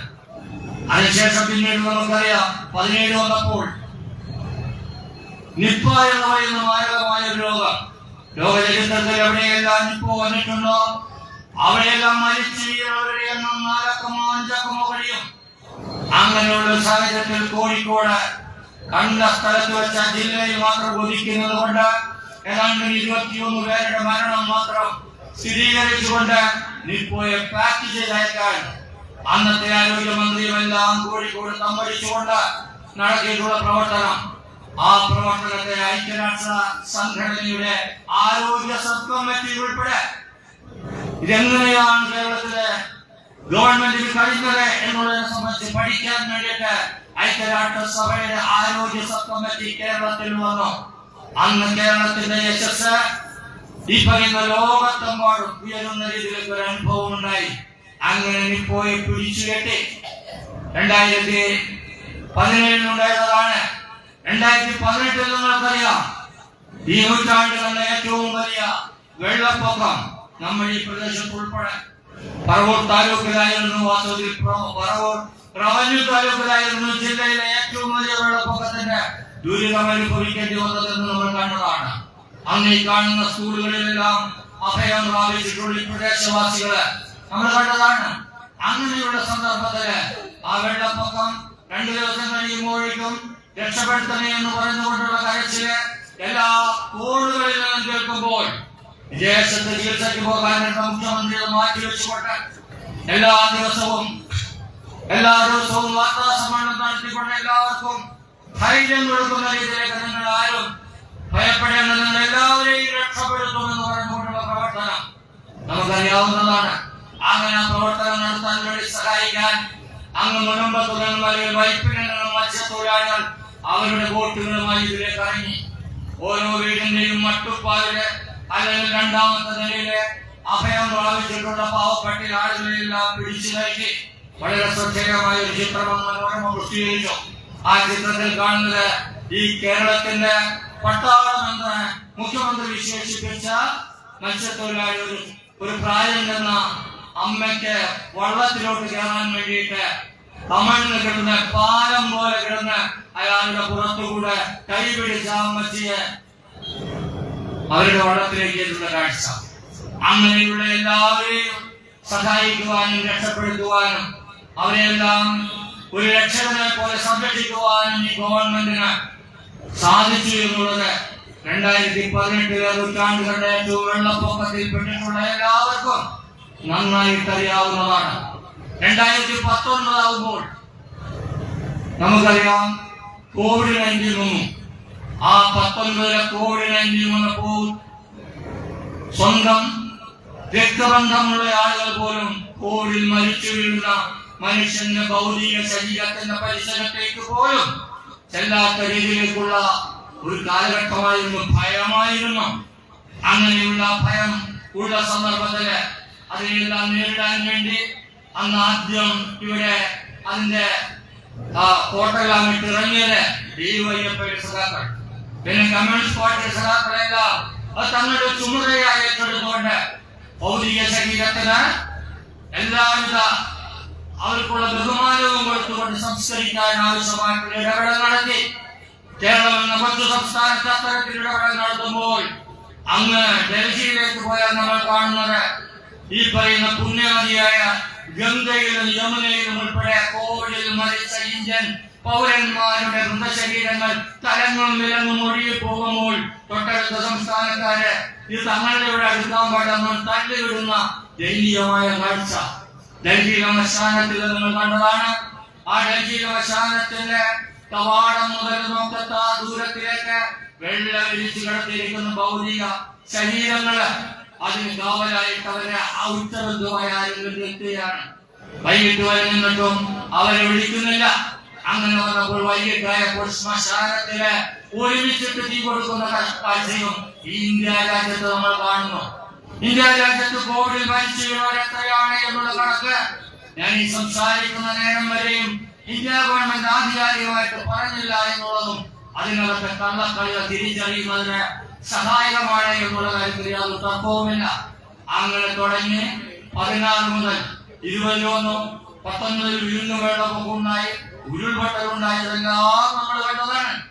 അങ്ങനെ കഴിഞ്ഞ 5 കൊല്ലക്കാലം ഈ കേരളത്തിലെ 3 കോടി ജനങ്ങളെ ചേർത്ത് പിടിച്ചുകൊണ്ട് ഈ അവർക്ക് എല്ലാവിധ സംരക്ഷണവും ഉറപ്പാക്കി കൊണ്ടുപോയ ഒരു ഇടതുപക്ഷ ജനാധിപത്യ മുന്നണിയെ സംബന്ധിച്ച മൈക്ക് വെച്ച് വെട്ടിപ്പുരയാട്ട് പറഞ്ഞാൽ ഈ കേരളത്തിന്റെ സമ്പൂർണ്ണ സാക്ഷരത കൈവരിച്ച ജനങ്ങൾ വിശ്വസിക്കുന്ന UDFന്റെ നേതാക്കൾ ബഹുമാനായിട്ടുള്ള പ്രതിപക്ഷ നേതാക്കൾ വിചാരിക്കുന്നുണ്ടെങ്കിൽ അതൊരിക്കലും ഉണ്ടാകാൻ പോകുന്നില്ല.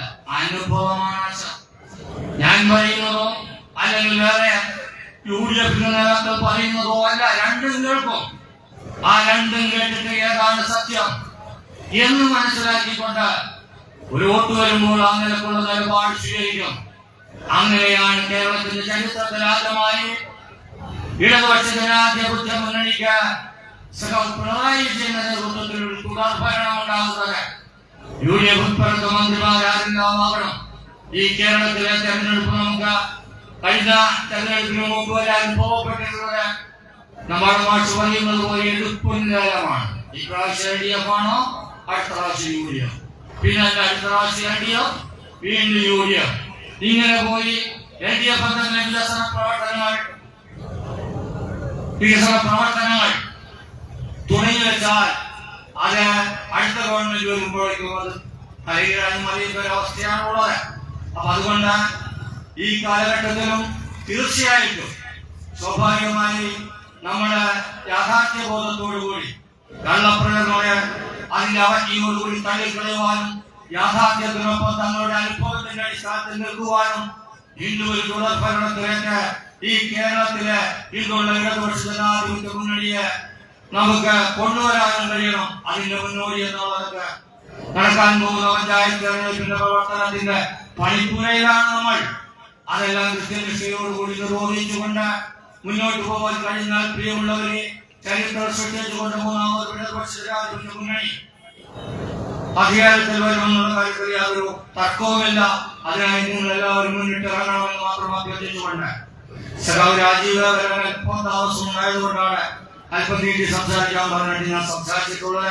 ഏതായാലും 10 മിനിറ്റ് കൂടി കഴിയാതിലേക്ക് നമ്മുടെ പാർട്ടിയുടെ സംസ്ഥാന കമ്മിറ്റി മെമ്പറും അതോടൊപ്പം മുൻ മന്ത്രിയുമായിരുന്ന ഇവിടുത്തെ പറവൂരിലെയും എറണാകുളം ജില്ലയുടെയും പ്രസ്ഥാനത്തിന്റെ സന്നദ്ധ നേതാക്കളുമായിട്ടുള്ള സനോജ് ശർമ്മയെ സംസാരിക്കുന്നതിന് വേണ്ടി ആദരവ് ക്ഷണിച്ചുകൊണ്ട് എന്റെ അധ്യക്ഷ പ്രസംഗം അവസാനിപ്പിക്കും.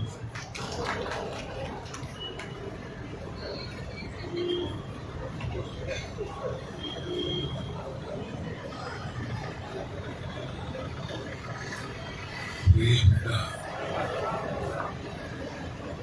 സഹോദരി സഹോദരന്മാരെ, രക്ഷകർത്താക്കളെ, ഇവിടെ മുഖ്യ പ്രഭാഷണം നടത്തുന്ന പ്രേംനാഥ്, പാർട്ടി നേതാക്കന്മാരായ നിതിൻ ബോസും കാർത്തിൻ ചേച്ചിയും ഷൈലയും എല്ലാം ഉൾപ്പെടെയുള്ള സമുന്നത നേതാക്കളെ, സുഹൃത്തുക്കളെ, 1973 കണ്ണൂർ താലൂക്കിലെ കമ്മ്യൂണിസ്റ്റ് പ്രസ്ഥാനത്തിന്റെയും തൊഴിലാളി വർഗ രാഷ്ട്രീയത്തിന്റെയും കരുത്തുറ്റ മുന്നേറ്റത്തിന് നേതൃത്വം കൊടുത്ത മഹത്തായ സമരമായിരുന്നു. ഞാൻ ഇന്നും ഓർക്കുകയാണ്. ആ സമരം മധ്യഭാഗത്ത് വെച്ച് 110 ദിവസക്കാലം നീണ്ടുന്ന സമരം ഘട്ടമെത്തിയ മാനേജ്മെന്റും മുതലാളിമാരും ഗവൺമെന്റുമായി മാറി മാറി ചർച്ചയ്ക്ക് നേതൃത്വം കൊടുത്തു. വി ബാലാനന്ദൻ, NK മാധവൻ തുടങ്ങിയിട്ടുള്ളവരുൾപ്പെടെ അതിന്റെ അടിയന്തരങ്ങളുണ്ടായി. ചർച്ച നയിച്ചത് താറൂരിനും KR മറ്റു നേതാക്കന്മാരുമായിരുന്നു. ചർച്ച പരാജയം. പിറ്റേ ദിവസം ഹൃദയാഘാതം ഉണ്ടാക്കി എന്നേക്കുമായി ഒരു സമരമുഖത്ത് വെച്ച് ഒരു തൊഴിലാളി നേതാവ് വിട പറഞ്ഞ ചരിത്രത്തിലെ അസാധാരണത്വമുണ്ട്, സവിശേഷതയുണ്ട്. വേർപാടായിരുന്നോ സഹസർവജന്റെ 1973 ഞാനിന്ന് SFIയുടെ പ്രവർത്തകനായിരുന്നു. ഞാൻ ഇന്ന് നോക്കുകയാണ്. ഗ്രാമങ്ങളിലത്ത് കള്ളെടുത്ത് എക്സൈസുകാർ ചെത്തുതൊഴിലാളികളെ അറസ്റ്റ് ചെയ്ത് നീക്കം ചെയ്യുകയും കള്ളെടുത്തുകൊണ്ട് പോവുകയും ചെയ്യുന്ന ജീപ്പ് തടഞ്ഞു. അന്നത്തെ ദിവസം SFIയുടെ പിന്തുണ പ്രഖ്യാപിച്ച സമരമായിരുന്നു. ഈ ചെത്തു വ്യവസായത്തെ സംരക്ഷിക്കാനും തൊഴിലാളികളുടെ ആനുകൂല്യങ്ങളും അവകാശങ്ങളും അംഗീകരിക്കാനും വേണ്ടി നടത്തിയ സമരത്തിൽ ആ ദിവസത്തിലാണ് വിദ്യാർത്ഥികളായിരുന്ന 8 ഞങ്ങൾ അറസ്റ്റ് ചെയ്തു. എന്റെ പൊതുജീവിതത്തിൽ, രാഷ്ട്രീയ ജീവിതത്തിൽ ഒരു വിദ്യാർത്ഥിയായിരിക്കുമ്പോൾ ആദ്യമായി അറസ്റ്റ് വരച്ച സമരം മഹാനായ സർവ്വം നയിച്ച ആ ചെത്തുതൊഴിലാളി സമരത്തിന്റെ ഭാഗമായത് എന്നുള്ളത് അഭിമാനത്തോടുകൂടി ഞാൻ ഓർക്കുകയാണ്. ഈ സന്ദർഭം ഞാൻ പ്രത്യേകം സ്മരിക്കുകയാണ്. സർവജന്റെ വീട്ടിലേക്ക് പോകുന്ന ഈ പോകുന്ന നേർവഴിയിൽ ആർക്കമുള്ളത് ഈ പൊരാരിക തൊഴിൽ വഴിയുണ്ട്. അതിനാണ് ഇവിടെ ബ്ലോക്ക്, അന്നത്തെ ബ്ലോക്കല്ല, ഇവിടെ ബ്ലോക്ക്, ചെറിയ ബ്ലോക്ക്, എല്ലാ സ്ഥലത്തും സംസ്ഥാനത്ത് നേതാക്കന്മാരായ പ്രമുഖരായ തലമുതിർന്ന ജനപ്രിയ നേതാക്കന്മാർ മൺമറിഞ്ഞു പോയാൽ ലഭിക്കുന്ന ആദരം അതിനേക്കാൾ കൂടുതൽ പറവൂർ താലൂക്കിലെ കമ്മ്യൂണിസ്റ്റ് പാർട്ടിയുടെ ചരിത്രത്തിലെ ആദരം ഏറ്റുവാങ്ങിയ ഒരു മഹാ ആദരമായിരുന്നു സർവ്വചേട്ടനെ നമ്മൾ നൽകിയ വിട. ചെറിയ വിടയായിരുന്നു. അന്നത് കണ്ടവൻ മഹാഭൂരിപക്ഷത്തിലുണ്ടാവണമെന്നില്ല, കുറച്ചു പേരെങ്കിലും കണ്ടവരുണ്ടാവും. പക്ഷേ 10,000-കണക്കിന് സംസ്ഥാനത്തിന്റെ നാനാഭാഗങ്ങളിൽ നിന്ന് അദ്ദേഹം കാണാൻ വേണ്ടിയത്. കാരണം എന്താണെന്ന് വെച്ചാൽ ഒരു ഭാഗത്ത് റിവിഷനിസത്തിന്റെ ഇടനാക്കൾ, മറുഭാഗത്ത് പോലീസിന്റെ ഇടപെടൽ, വേറൊരു ഭാഗത്ത് എക്സൈസിന്റെ ഇടപെടൽ, വേറൊരു ഭാഗത്ത് മധ്യരാജാക്കന്മാരുടെ ഗൂണ്ടകളുടെ ഇടപെടൽ,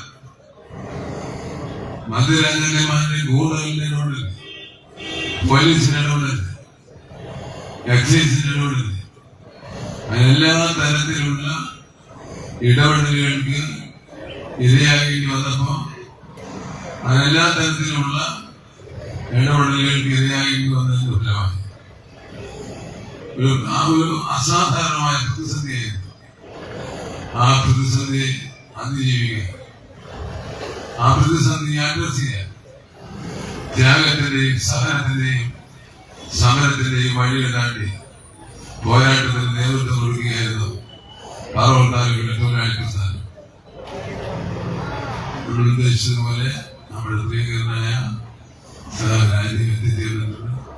നിങ്ങൾ എല്ലാവരുടെയും പേരിൽ രാജീവിനെ സ്വാഗതം ചെയ്യണം. അങ്ങനെ സാധാരണ തൊഴിൽ സമരങ്ങളിൽ വ്യത്യസ്തമായി അസാധാരണ ഉണ്ടായിരുന്ന പ്രത്യേകത ചെത്തൊഴിലാളി മാത്രമല്ല അറസ്റ്റ് ചെയ്ത് ജയിലിലേക്ക് പോയിരുന്നു.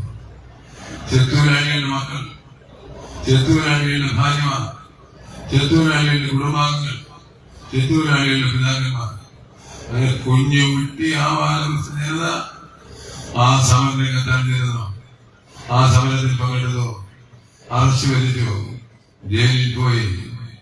തൊഴിലാളി വർഗം തോറ്റ ചരിത്രമില്ലെന്ന് പറഞ്ഞതുപോലെ ആ സമരത്തിൽ അപ്പോൾ ഡിമാൻഡ് അംഗീകരിച്ചില്ല.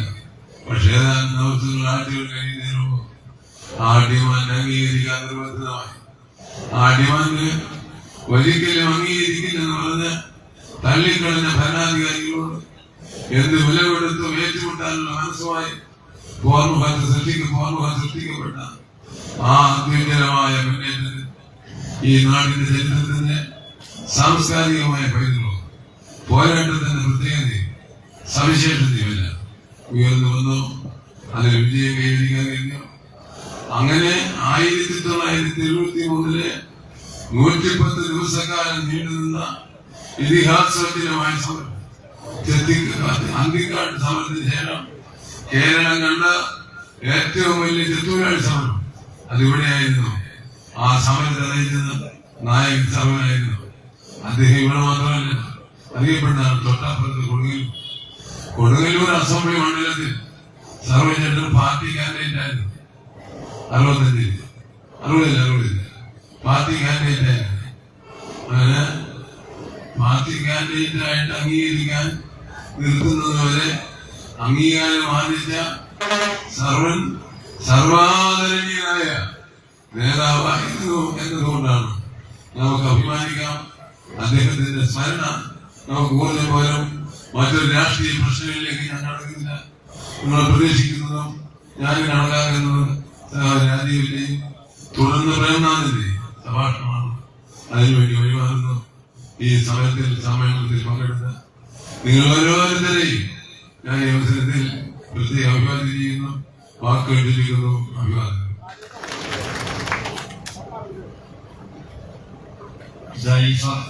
ഈ സമ്മേളനം ഔപചാരികമായി ഉദ്ഘാടനം ചെയ്യുന്നതിന് വേണ്ടി നമ്മുടെ പാർട്ടിയുടെ കേന്ദ്ര കമ്മിറ്റി അംഗവും കേരളത്തിന്റെ വ്യവസായ മന്ത്രിയുമായിട്ടുള്ള സഖാവ് ടി രാജീവിനെ ആദരപൂർവ്വം ക്ഷണിക്കുന്നു.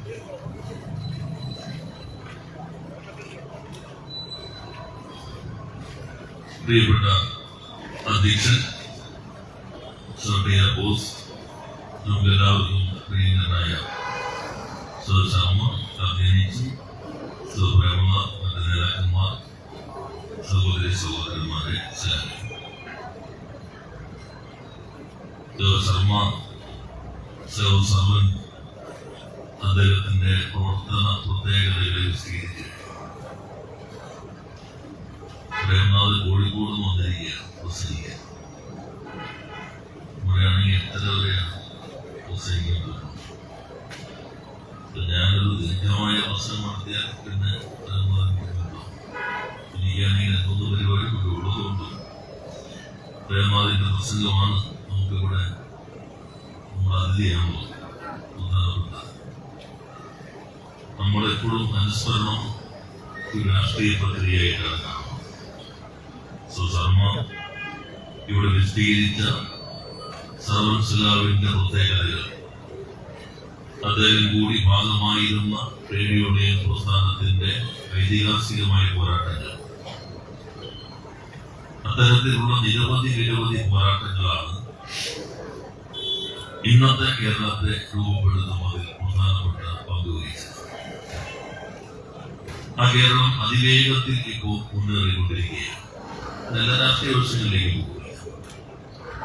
നാം അനുസ്മരണം നടത്തുമ്പോൾ അനുസ്മരിക്കപ്പെടുന്ന സഖാവിന്റെ ഓർമ്മകളിലൂടെ സഞ്ചരിക്കുന്നതോടൊപ്പം എന്തിനു വേണ്ടിയാണോ ആ സഖാവ് ജീവിതം സമർപ്പിച്ചത്, ആ ലക്ഷ്യം നേടുന്നതിന് ഇന്ന് നമ്മൾ എന്തൊക്കെ ചെയ്യേണ്ടതുണ്ട് എന്ന് തിരിച്ചറിയുന്നതിനും അത് ഏറ്റെടുത്ത് മുന്നോട്ട് പോകാൻ ഓരോരുത്തരും സ്വയം സന്നദ്ധമാകുന്നതിനുള്ള സമ്മർദ്ദം കൂടിയാണ്. ഇപ്പോ നമ്മൾ ഇന്ന് ഇവിടെ ഈ സമ്മേളനം നടക്കുമ്പോൾ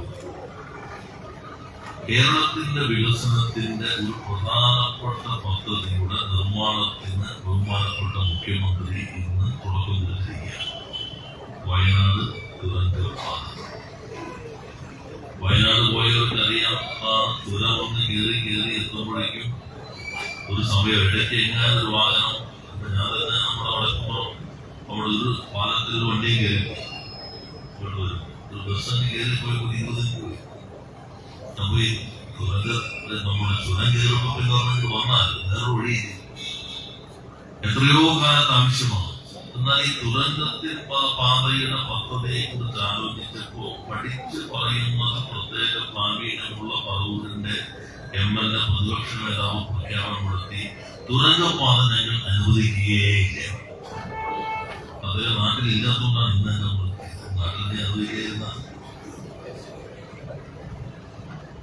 ഏത് വികസന പദ്ധതികൾക്കും തുരങ്കം വയ്ക്കുന്നതിലാണ് പ്രതിപക്ഷത്തിനും പ്രതിപക്ഷ നേതാവിനും സവിശേഷ വൈദിക്കുന്നുള്ളത്. അതിനെല്ലാം അറിയണതുകൊണ്ടാണ് കേരളം ഒരു ആധുനിക കേരളമായി അതിവേഗത്തിൽ മുന്നേറിക്കൊണ്ടിരിക്കുന്നത്. ഇന്ന് ഞാൻ ഈ വഴി കിടന്നപ്പോ വളരെ മൊബൈലിൽ നോക്കിയപ്പോൾ പ്രതിപക്ഷ നേതാവ് ഇവിടെ ഇല്ലെന്ന് നോക്കാണ്. അവളത് പറയുന്നത് കേരളത്തിൽ ആകെ പ്രശ്നമാണ്, വിലക്കയറ്റം കൊണ്ട് പൊറുതിമുട്ടി ജനങ്ങൾ ഓണക്കാലത്താകെ കഷ്ടപ്പെടുകയാണ്. 5 ദിവസം കഴിഞ്ഞ് സപ്ലൈക്കോട് ഇപ്പോഴത്തെ ഈ ചന്ത ഉദ്ഘാടനം ചെയ്തത് മുഖ്യമന്ത്രി, ഇത് 5 ദിവസം കഴിഞ്ഞു. 5 ദിവസത്തെ സപ്ലൈക്കോയുടെ വിൽപ്പന 73 കോടി രൂപയാണ്. ചരിത്രത്തിൽ ഏറ്റവും വലിയ ഓണക്കാല വിൽപ്പനയാണ് 5 ദിവസം കൊണ്ട് 73 കോടി രൂപ. എപ്പോഴാണ് പ്രതിപക്ഷ വില നിയന്ത്രണത്തിൽ സർക്കാർ ഇടപെടുന്നേയില്ല, ആകെ തകർന്നിരിക്കുകയാണ്. ഓണക്കാലത്ത് പൊതുവിപണിയിൽ സർക്കാർ ഇടപെടാത്തത് കൊണ്ട് വില കുതിച്ചു കയറുന്നു. അപ്പോഴാണ് 5 ദിവസം കൊണ്ട് 73 കോടി. ഇന്ന് 31. ഈ മാസത്തെ സപ്ലൈക്കോയുടെ വിൽപ്പന 240 കോടി രൂപയാണ്. ആ 240 കോടി വിൽപ്പനയുടെ പകുതി സബ്സിഡി വിൽപ്പനയിലാണ്.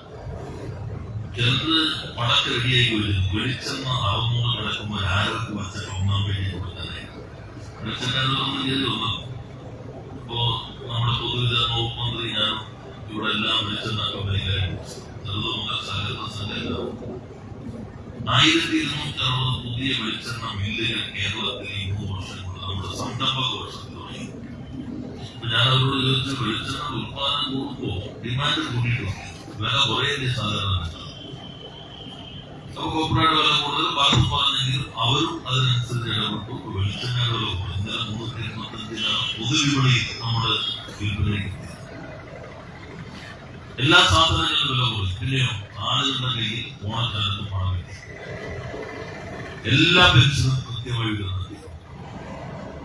തൊഴിലുറപ്പ് തൊഴിലാളിക്ക് 1000 രൂപ, ഇന്ത്യ ഒരിടത്തില്ലാത്ത ഉത്സവ 10,000 രൂപയായിരുന്നു. ഇരുത്തണത് 1200 രൂപയായി. ഹരിതകർമ്മസേനയ്ക്കും അതുപോലെ തന്നെ ഓണം നിർത്താം. ചില പഞ്ചായത്തിൽ 30,000 40,000 ഹരിതകർമ്മസേനയ്ക്ക് ബോണസ് കൊടുത്ത പഞ്ചായത്തുകൾ വരെ നമ്മുടെ കേരളത്തിൽ. ആളുകളുടെ കയ്യിൽ പണം വന്നു. സബ്സിഡി ഒരു വശത്ത് പണം ആളുകളുടെ കയ്യിൽ എത്തിക്കുക, മറുവശത്ത് കുറഞ്ഞ വിലയ്ക്ക് സാധനങ്ങൾ എല്ലാവർക്കും ലഭ്യമാക്കുക. അതാണ് സപ്ലൈക്കോ മറ്റോണം ചെയ്തത്. സപ്ലൈക്കോയുടെ അതേ നിരക്കിലാണ് ഇപ്പോൾ സഹകരണ ബാങ്കുകളും ഓണം ചെയ്തിട്ടുള്ളത്, അല്ലെ? അതേ നിരക്കിൽ തന്നെയാണ്. അപ്പൊ ജനങ്ങൾക്ക് നല്ല ആശ്വാസം ഉണ്ടായി. ഇപ്പോ എറണാകുളത്ത് അല്ലെങ്കിൽ പറവൂരെന്ന് നോക്കിയപ്പോ കടലിൽ കണ്ട തിരക്ക് തിരക്കില്ലേ? എല്ലാ കടയിലും നല്ല തിരക്കാണ്. എല്ലാ തുണിക്കടയിലും തിരക്കുണ്ട്, പലചരക്കടയിലും തിരക്ക്, പച്ചക്കറി കടയിലും തിരക്ക്. ആളുകളുടെ ഈ ഓണം സമൃദ്ധിയായിട്ടാണ് ആഘോഷിക്കുക.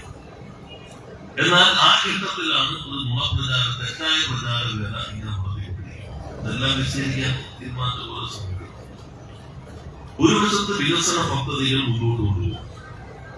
നമ്മുടെ ചെറുപ്പക്കാർക്ക് ഇവിടെ തന്നെ ജോലി ചെയ്യാൻ കഴിയുന്ന സാഹചര്യം സൃഷ്ടിക്കും. പശ്ചാത്തല സൗകര്യം മെച്ചപ്പെടുത്തും.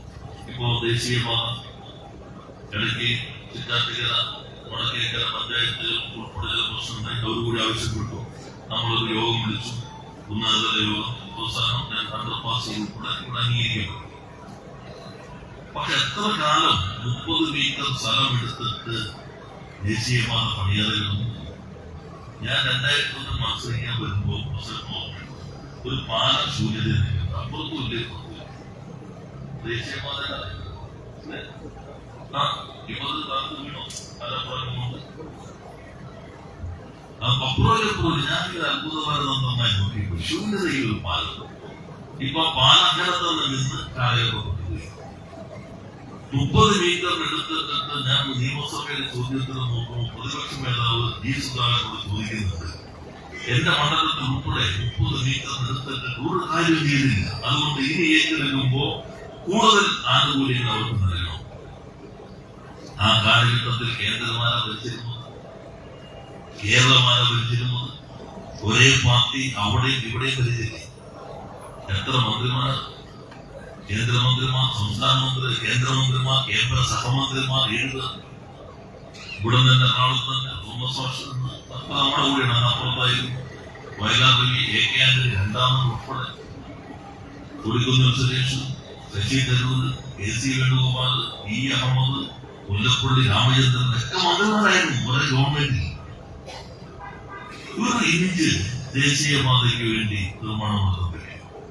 ഇവിടെ അതിവേഗത്തിൽ ബഹുദൂരം വികസനം കൊണ്ടുവരുന്ന ആളുകളുടെ മുഖ്യമന്ത്രി, അവിടെ ഇത്ര ആളുകൾ കേന്ദ്ര മന്ത്രിമാർ. പക്ഷെ കഴിഞ്ഞ ഗവൺമെന്റിന്റെ സമയത്ത് എടുത്ത തീരുമാനത്തിന്റെ ഭാഗമായി 5200 കോടി രൂപ ഒരു സംസ്ഥാനത്തിൽ ഇല്ലാത്ത ബാധ്യത നമ്മൾ ഏറ്റെടുത്തു. ഇപ്പൊ ദേശീയപാത പൂർത്തീകരിക്കുന്നു. ഇന്ന് വിഴിഞ്ഞാറ് പത്രം ഒരു പത്രത്തെ മനോരമ എഴുതിയേക്കാണ്. ഇപ്പോ ജലപാത പൊയ്യുകയാണ്. നവംബറിൽ നമ്മൾ ആദ്യഘട്ടം കുറച്ച് ബുദ്ധിമുട്ടുകൾ ഉണ്ടായിരുന്നു. കാരണം ഇതേവരെ ഇല്ലാത്ത രൂപത്തിൽ കോവളം മുതൽ നമ്മൾ ഇങ്ങോട്ട് ബേക്കൽ വരെയാണ്, പൊന്നാനി വരെ ഉള്ളത്. ആദ്യം ചാവക്കാട് വരെയുള്ള ആദ്യഘട്ടത്തിൽ ഉദ്ഘാടനം ചെയ്യുന്നതാണ്. നവംബർ ഉദ്ഘാടനത്തിൽ വരികയാണ്.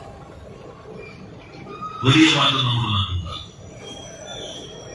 കഴിഞ്ഞ ദിവസം ഞാൻ കൊച്ചിയിൽ നിർമ്മാണ അതിന്റെ സ്റ്റേക്ക് ഹോൾഡേഴ്സിന്റെ മീറ്റിംഗ് പങ്കെടുത്ത് തുടങ്ങിയത് 3116 കോടിയുടെ കനാൽ വിപുലീകരണ പദ്ധതിയാണ്. എല്ലാ കനാലുകളും വീതി കൂട്ടുന്നു, ജലയാത്ര തുടങ്ങുന്നു. വശങ്ങളെല്ലാം തന്നെ ടൂറിസ്റ്റ് കേന്ദ്രങ്ങൾ കൊച്ചി ആഗ്രഹ നഗരത്തിലേക്ക് മാറുകയാണ്. ഇതിനെ ആകെ എതിർക്കുക എന്ന സമീപനമാണ് പ്രതിപക്ഷവും പ്രതിപക്ഷ നേതാവും സ്വീകരിച്ചു.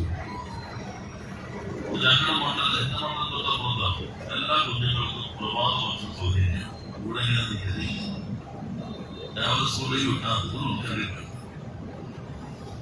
എല്ലാ സ്കൂളും ശുദ്ധമായ ജലം, വലിയ പൂവുകളുടെ. ഞാൻ മാത്രമല്ല, മറ്റ് UDFിന്റെ ജനമന്മാർ ഉൾപ്പെടെ വലിയ മെഗാ ക്യാമ്പ് നടത്തുന്നത് നമ്മൾ തുടങ്ങി എല്ലാവരും നടത്തുന്നത്. പൗരക്കാർക്ക് എന്തോ അതിനൊന്നും അവസരമില്ലാതെ നിങ്ങൾ തന്നെ പൗരക്കാർ ആലോചിച്ചുകൊണ്ടിരിക്കുന്നുണ്ടാകും. ഇപ്പൊ നോക്കൂ, AI ക്യാമറ ഉള്ളൂ. മനുഷ്യന് അപകടം കുറയ്ക്കാനും മരണം കുറയ്ക്കാനാണ്. എന്തെല്ലാം പത്രസമ്മേളനങ്ങളിലും ഇപ്പോ ഹൈക്കോടതി കേസ് തള്ളി. പ്രതിപക്ഷ നേതാവ് കൊടുത്തപ്പോ മുൻ പ്രതിപക്ഷ നേതാവ് കൊടുത്തു. ആരാണ് കേമൻ? രണ്ടുപേരും കൊടുത്തു. 2 കേസ്, 2 ഒറ്റ പാർട്ടിയാണ്. ഒരേ പാർട്ടി, ഒരേ നേതാക്കന്മാർ, ഒന്ന് ഇപ്പോഴത്തെ, ഒന്ന് പഴയത്. 2 പേരും കൂടി ഒറ്റ കേസിൽ രണ്ടുപേരുടെ കേസാണ്. വിശദമായ കേസ് തള്ളിക്കഴിഞ്ഞപ്പോ പണ്ട് ഒരു ഈ കോടതിയിലാണോ ഓർമ്മയില്ല, മൂവാറ്റൂർ കേസ് തള്ളിക്കഴിഞ്ഞപ്പോ വക്കീല് കക്ഷിതോ കേസ് തോറ്റു. വക്കീല് കക്ഷിയോട് തോന്നി പേടിക്കണ്ട, അപ്പീൽ പോകാൻ വിധി വന്നു. അതുപോലെയാണ് പ്രതിപക്ഷ നേതാവിന്റെ പത്രസമ്മേളനത്തിൽ പറയുകയാണ്. ഇപ്പൊ കോടതി പബ്ലിക് ഇൻട്രസ്റ്റ് ഒന്നും എടുക്കുന്നില്ല. അതുകൊണ്ടാണ് ഈ കേസ് തള്ളിയത്. ഒറ്റ പ്രഖ്യാപനം ആലോചിക്കുമ്പോൾ സുപ്രീം കോടതി കൃഷ്ണഗിരി ഭഗവതി കൊണ്ടപ്പോഴാണ് പബ്ലിക് ഇൻട്രസ്റ്റ് ഈ തള്ളിയിട്ടുണ്ട്. ഞാൻ വിധി മുഴുവൻ ഉച്ചയായി നോക്കിയപ്പോ അക്കമിട്ട് 90 പേജുള്ള രക്തചർച്ചയിൽ ഒരു വസ്തുത പോലും ഇല്ലാതെ പരാജയപ്പെട്ടിരിക്കുന്നത് 90 പേര് കൊടുത്തിട്ടുണ്ട്. ഒരു ഫാക്ട് പോലും ഇല്ലാതെ പരാജയപ്പെട്ടിട്ട് ഉന്നയിച്ച ഓരോരോ കാര്യങ്ങളും അടിസ്ഥാനരഹിതമാണ്, തെറ്റാണ് എന്ന് പറയുക മാത്രമല്ല ഗവൺമെന്റിനെതിരെ ഏത് നടപടിയും ചോദ്യം ചെയ്യുന്നതിന് പബ്ലിക് ഇൻട്രസ്റ്റ് ലിറ്റിഗേഷൻ ഉപയോഗിക്കാൻ പാടില്ല എന്ന മുന്നറിയിപ്പും പ്രതിപക്ഷ നേതാവിനും മുൻ പ്രതിപക്ഷ നേതാവും നൽകിയിരിക്കുകയാണ്. അത് ഞാൻ നോക്കിയപ്പോ 1-ാം പേജിൽ ലീഡൊക്കെ കിട്ടുന്ന പത്രങ്ങളിൽ ആ ചരമക്കുളത്ത് സ്ഥിതിമാക്കിയുള്ളൂ തള്ളിയത്. അതിന് മുൻപ് കേസ് പോയി, പ്രതിപക്ഷ നേതാവ് തന്നെ പോയി. അപ്പൊ കോടതി ചോദിച്ചു, പബ്ലിക് ഇൻട്രസ്റ്റ് ഇൻവെസ്റ്റിഗേഷൻ ആണോ പബ്ലിസിറ്റി ഇൻട്രസ്റ്റ് ഇൻവെസ്റ്റിഗേഷൻ ആണോ? നമ്മളല്ല, ഹൈക്കോടതി ചോദിച്ചു ഈ കേസ് എന്നുള്ളത് പബ്ലിക് ഇൻട്രസ്റ്റ് ആണോ നിങ്ങളുടെ പബ്ലിസിറ്റിക്കുള്ള ഇൻട്രസ്റ്റ് ആണോ? അത് തള്ളി. പിന്നെ ആഘോഷിച്ചുകൊണ്ടിരുന്നു മുഖ്യമന്ത്രിയുടെ കുടുംബം, അതിന്റെ ബന്ധം, അതിനെല്ലാം വരുന്നത് കോട്ടപ്പള്ളിയിൽ നിന്ന് മണലെടുക്കാൻ പോകും. ആ മണലെടുക്കുന്നതാണ് ഇതിനെല്ലാം പ്രധാന പ്രശ്നം. സുപ്രീം കോടതി ചീഫ് ജസ്റ്റിസ് അടക്കമുള്ള ബെഞ്ച് അതുമായി ബന്ധപ്പെട്ട കേസ് കഴിഞ്ഞ 10 നാളുകൾ തള്ളി. തോട്ടപ്പള്ളിയിൽ നിന്ന് മണ്ണെടുക്കാൻ ഗവൺമെന്റിന്റെ അധികാരം ഉറപ്പിക്കുക മാത്രമല്ല, ഒരു ചോദ്യം കൂടി ചീഫ് ജസ്റ്റിസ് ചോദിച്ചു. അവിടെ നിന്ന് മണ്ണെടുത്തിട്ട് ഗവൺമെന്റിന് കുറച്ച് പൈസ കിട്ടിയാൽ നിങ്ങൾക്ക് എന്താ ബുദ്ധിമുട്ട് എന്ന ചോദ്യം കൂടി chief justice, Indian chief justice ചോദിക്കുകയാണ്. ഇത് നിങ്ങൾ പത്രത്തിൽ വായിച്ചിട്ടുണ്ടാവില്ല. എന്നാൽ ഇത് സംബന്ധിച്ച് വിവാദങ്ങൾ ഇപ്പോഴും നമ്മുടെ മനസ്സിനകത്ത് നിൽക്കും. എല്ലാ കാര്യങ്ങളിലേക്ക് പോകും. ഇവിടെ സമയമായി കഴിഞ്ഞു. അപ്പൊ കേരളം വലിയ മാറ്റത്തിലേക്ക് വരികയാണ്. നമ്മുടെ രാഷ്ട്രീയത്തിന്റെ ഇന്നത്തെ ജീവനതയെ കുറിച്ച് അറിയുമ്പോൾ കേരളീയ പിന്നെ ഇറങ്ങാൻ പോകുന്ന സമയം എടുക്കുന്നതുകൊണ്ട് അത് പ്രേരണാതെ നന്നായി വിശദീകരിക്കുമെന്ന് ഉറപ്പിൽ ഞാൻ മറ്റു കാര്യങ്ങളിലേക്കൊന്നും പോകുന്നില്ല. എന്തായാലും കേരളം ഒരു തുടർച്ചയിലേക്ക് പോവുകയാണ്. ഈ നാട് അത് ആഗ്രഹിക്കുക. അതിനനുസൃതമായിട്ടുള്ള ഒരു തെരഞ്ഞെടുപ്പാണ് നമ്മൾ അധികം വൈകാതെ ഇവിടെ പ്രാദേശികമായി നേരിടാൻ പോകുന്നത്. പഞ്ചായത്ത് മുനിസിപ്പൽ തെരഞ്ഞെടുപ്പിലേക്കാണ്, കോർപ്പറേഷൻ തെരഞ്ഞെടുപ്പിലേക്ക് അധികം വൈകാതെ നമ്മൾ പോകും. അവന്റെ വാർഡ് വിഭജന പ്രക്രിയ കഴിഞ്ഞു. ആ തെരഞ്ഞെടുപ്പിൽ വലിയ മുന്നേറ്റം ഉണ്ടാകേണ്ടത് തുടർഭരണം ഉറപ്പുവരുത്തുന്നതിന് ആവശ്യമായിട്ടുള്ള ഏറ്റവും പ്രധാനപ്പെട്ട ഉത്തരവാദിത്വ നിർവഹണമാണ്. അത് ഏറ്റെടുക്കുന്നതിന് നമുക്ക് ഓരോരുത്തർക്കും കഴിയണം. ചില സർവന്റെ മരിക്കാത്ത സ്മരണകൾ നമ്മൾ ഓരോരുത്തരെയും അവരെ പ്രാപ്തമാക്കും എന്ന ഉറച്ച വിശ്വാസത്തോടുകൂടി ഈ ദിനാചരണം ഉദ്ഘാടനം ചെയ്തതായി അറിയിച്ചുകൊണ്ട് വാക്കുകൾ അവസാനിപ്പിക്കുന്നു. എല്ലാവർക്കും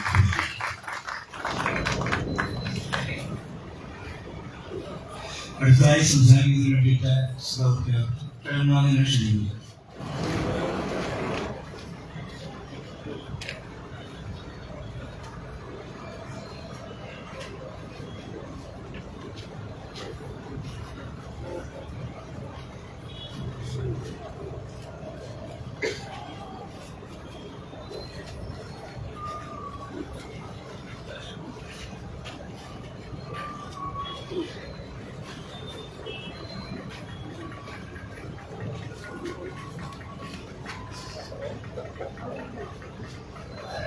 പ്രിയപ്പെട്ട അധ്യക്ഷൻ, വേദിയിൽ സദസ്സിലുള്ള പ്രിയപ്പെട്ടവരെ, സഹോദരനെ,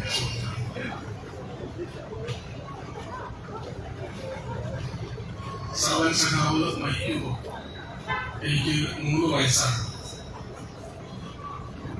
ഞാൻ വടക്കേക്കരക്കാരനോ മൂത്തകുന്നത്തുകാരനോ ആയിരുന്നെങ്കിൽ പോലും അദ്ദേഹത്തെ പരിചയമുണ്ടാവില്ല. അങ്ങനെയുള്ളവരാണ് ഇവിടെ ഇരിക്കുന്ന ധാരാളം പേർ, പ്രായമേറിയ സഹകരണം. കമ്മ്യൂണിസ്റ്റുകാർക്ക് അനുസ്മരണം ഒരു കെട്ടുകാഴ്ചയല്ല. ആരെയാണോ അനുസ്മരിക്കുന്നത് അവർ ഉയർത്തിപ്പിടിക്കുന്ന മുദ്രാവാക്യങ്ങൾ, നടന്നു തീർത്ത സമരബദ്ധങ്ങൾ, പിന്നിട്ട അഭ്യർത്ഥികൾ അവരുടെ അഭാവത്തിലും അനാഥമാകാൻ സമ്മതിക്കില്ല എന്ന് ശാഠ്യം പിടിക്കലാണ് വിപ്ലവകാരികൾക്ക് അനുസ്മരണം. ഒരു ജനതയ്ക്ക് സംഭവിക്കാവുന്ന ഏറ്റവും വലിയ അപാകങ്ങളിൽ ഒന്ന് അവർ മറവിയിലേക്ക് അതിവേഗം മറഞ്ഞു വീഴുന്നു എന്നതാണ്. മറവിയുടെ മാളങ്ങളിൽ മടിപിടിച്ചുറങ്ങുന്ന ഒരു ജനതയെ തങ്ങളുടെ എല്ലാ ആസുരതകളും ആകാശത്തോളം ഉയർത്തി അധികാരി വർഗത്തിന് അടക്കി ഭരിക്കാൻ അനായാസം കഴിയും എന്ന് ചരിത്രം രേഖപ്പെടുത്തിയിട്ടുണ്ട്. വർത്തമാനം അത് ഉച്ചത്തിൽ ഉച്ചരിക്കുന്നുണ്ട്. ഓർമ്മകളുണ്ടായിരിക്കണം എന്നത് ഒരു പഴയ സിനിമയുടെ പേര് മാത്രമല്ല.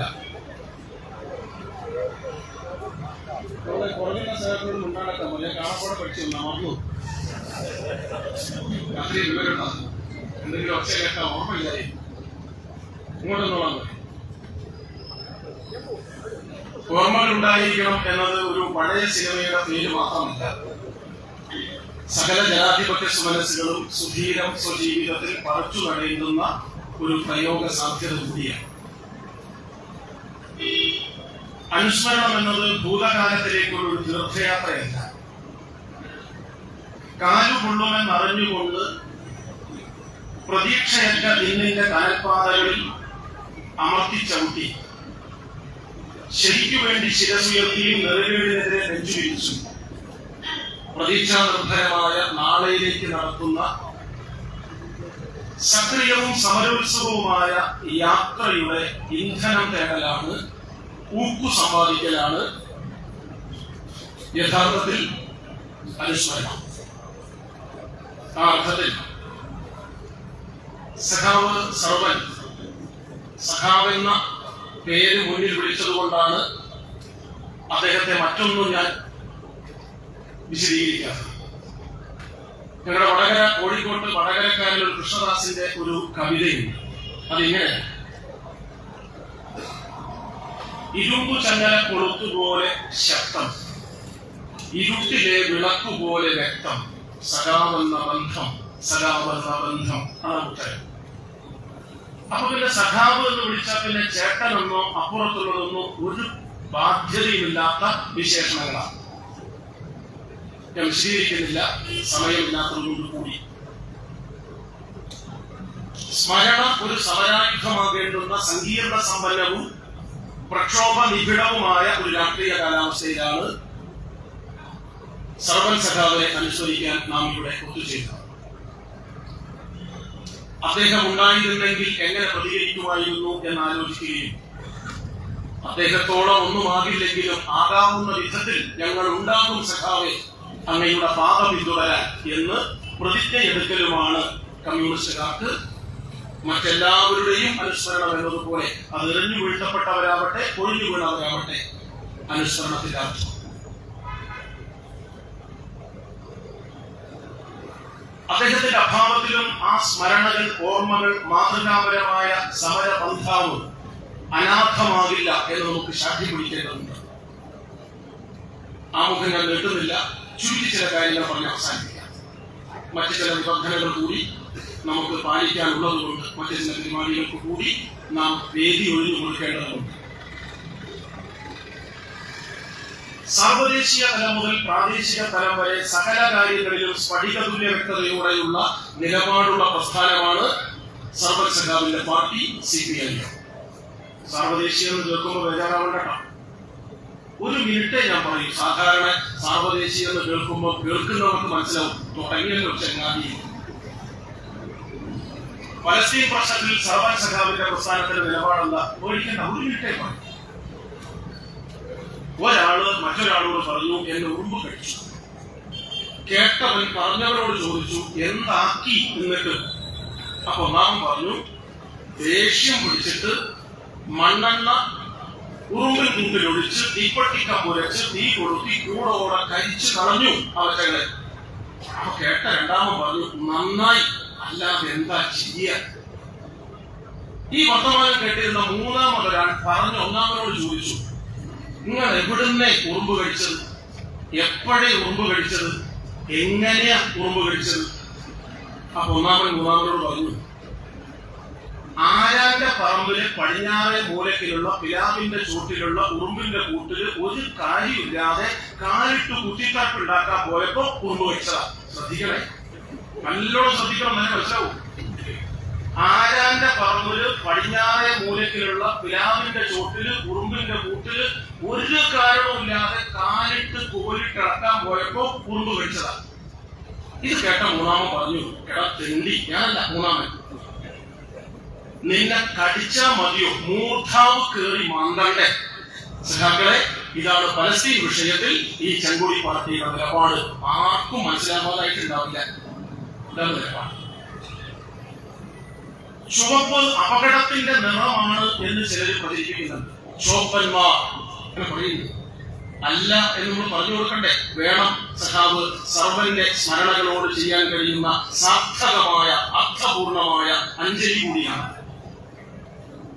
റോട്ടിൽ കുഴിയെടുക്കുമ്പോൾ പണിക്കാർ ഒരു കമ്പിൽ ഒരു തുണിക്കഷ്ണം കെട്ടിവെക്കാറില്ല. എന്താ അതിന്റെ നിറം? ചുവപ്പ. ഇതിനകത്ത് സ്കൂട്ടറിലോ കാൽനടയായോ കാറിലോ ഒക്കെ വരുന്നവർക്ക് 1 മീറ്റർ മുന്നേ ഒരു മുന്നറിയിപ്പ്, കുഴിയുണ്ട്, വീഴരുത് എന്ന് പറയാനാ. ഇവിടുത്തെ കിട്ടിയൊന്ന് അപകടത്തിന്റെ നിറമല്ല ചുവപ്പ്. അപകടമുണ്ടെന്ന് അരക്കാതെ മുന്നേ സകലരെയും അറിയിക്കുന്ന ചങ്കൂറ്റത്തിന്റെ രാഷ്ട്രീയ ചെറുത്തുനിൽപ്പിന്റെ ചേതനയുടെ രാഷ്ട്രീയ അടയാളമാണ് ഈ ചുവപ്പ് നിറം എന്ന് നാം ഉറക്കെ പറയണം. എന്ന് പറഞ്ഞു. ദേശീയ രാഷ്ട്രീയത്തെ കുറിച്ച് ഓടിച്ചു പറയാം. ഓടിച്ചിട്ട വളരെ സ്പീഡ്. 11 കൊല്ലമായി മോദിയാണ് നമ്മുടെ ഭരണം, പ്രധാനമന്ത്രി. എന്താണ് അദ്ദേഹത്തിന്റെ ഭരണം ഇന്ത്യക്ക് സമ്മാനിച്ചത് എന്ന ചോദ്യത്തിന് സത്യസന്ധമാണ് മറുപടിയെങ്കിൽ ഉത്തരം ഇങ്ങനെയാണ്. സകല മേഖലകളിലും സർവനാശം സമ്മാനിച്ച ദുർഭഗ ഭരണം. കാർഷിക മേഖല കരയാൻ പോലും കഴിയാതെ കഴിഞ്ഞുണങ്ങിക്കുക. വ്യാവസായിക മേഖല മരുപ്പറമ്പായിട്ട് 1 പതിറ്റാണ്ട് പിന്നിട്ടു. അരിയും തുണിയും പണിയും ഇല്ലാതെ 10,000 പ്രക്ഷോഭത്തിലാണ്. ഇന്ത്യ രാജ്യത്തിന്റെ ധനകാര്യമന്ത്രിയുടെ പേര് നിർമ്മല സീതാരാമൻ എന്നാണ്. എടുക്കുന്ന പണിക്കനുസരിച്ച് അവരെ നാട്ടുകാർ വിളിച്ചോണ്ടിരിക്കുന്നത് വിൽപ്പന സീതാരാമൻ. കണ്ടതൊക്കെ മുക്കുക പെണ്ണുങ്ങൾ.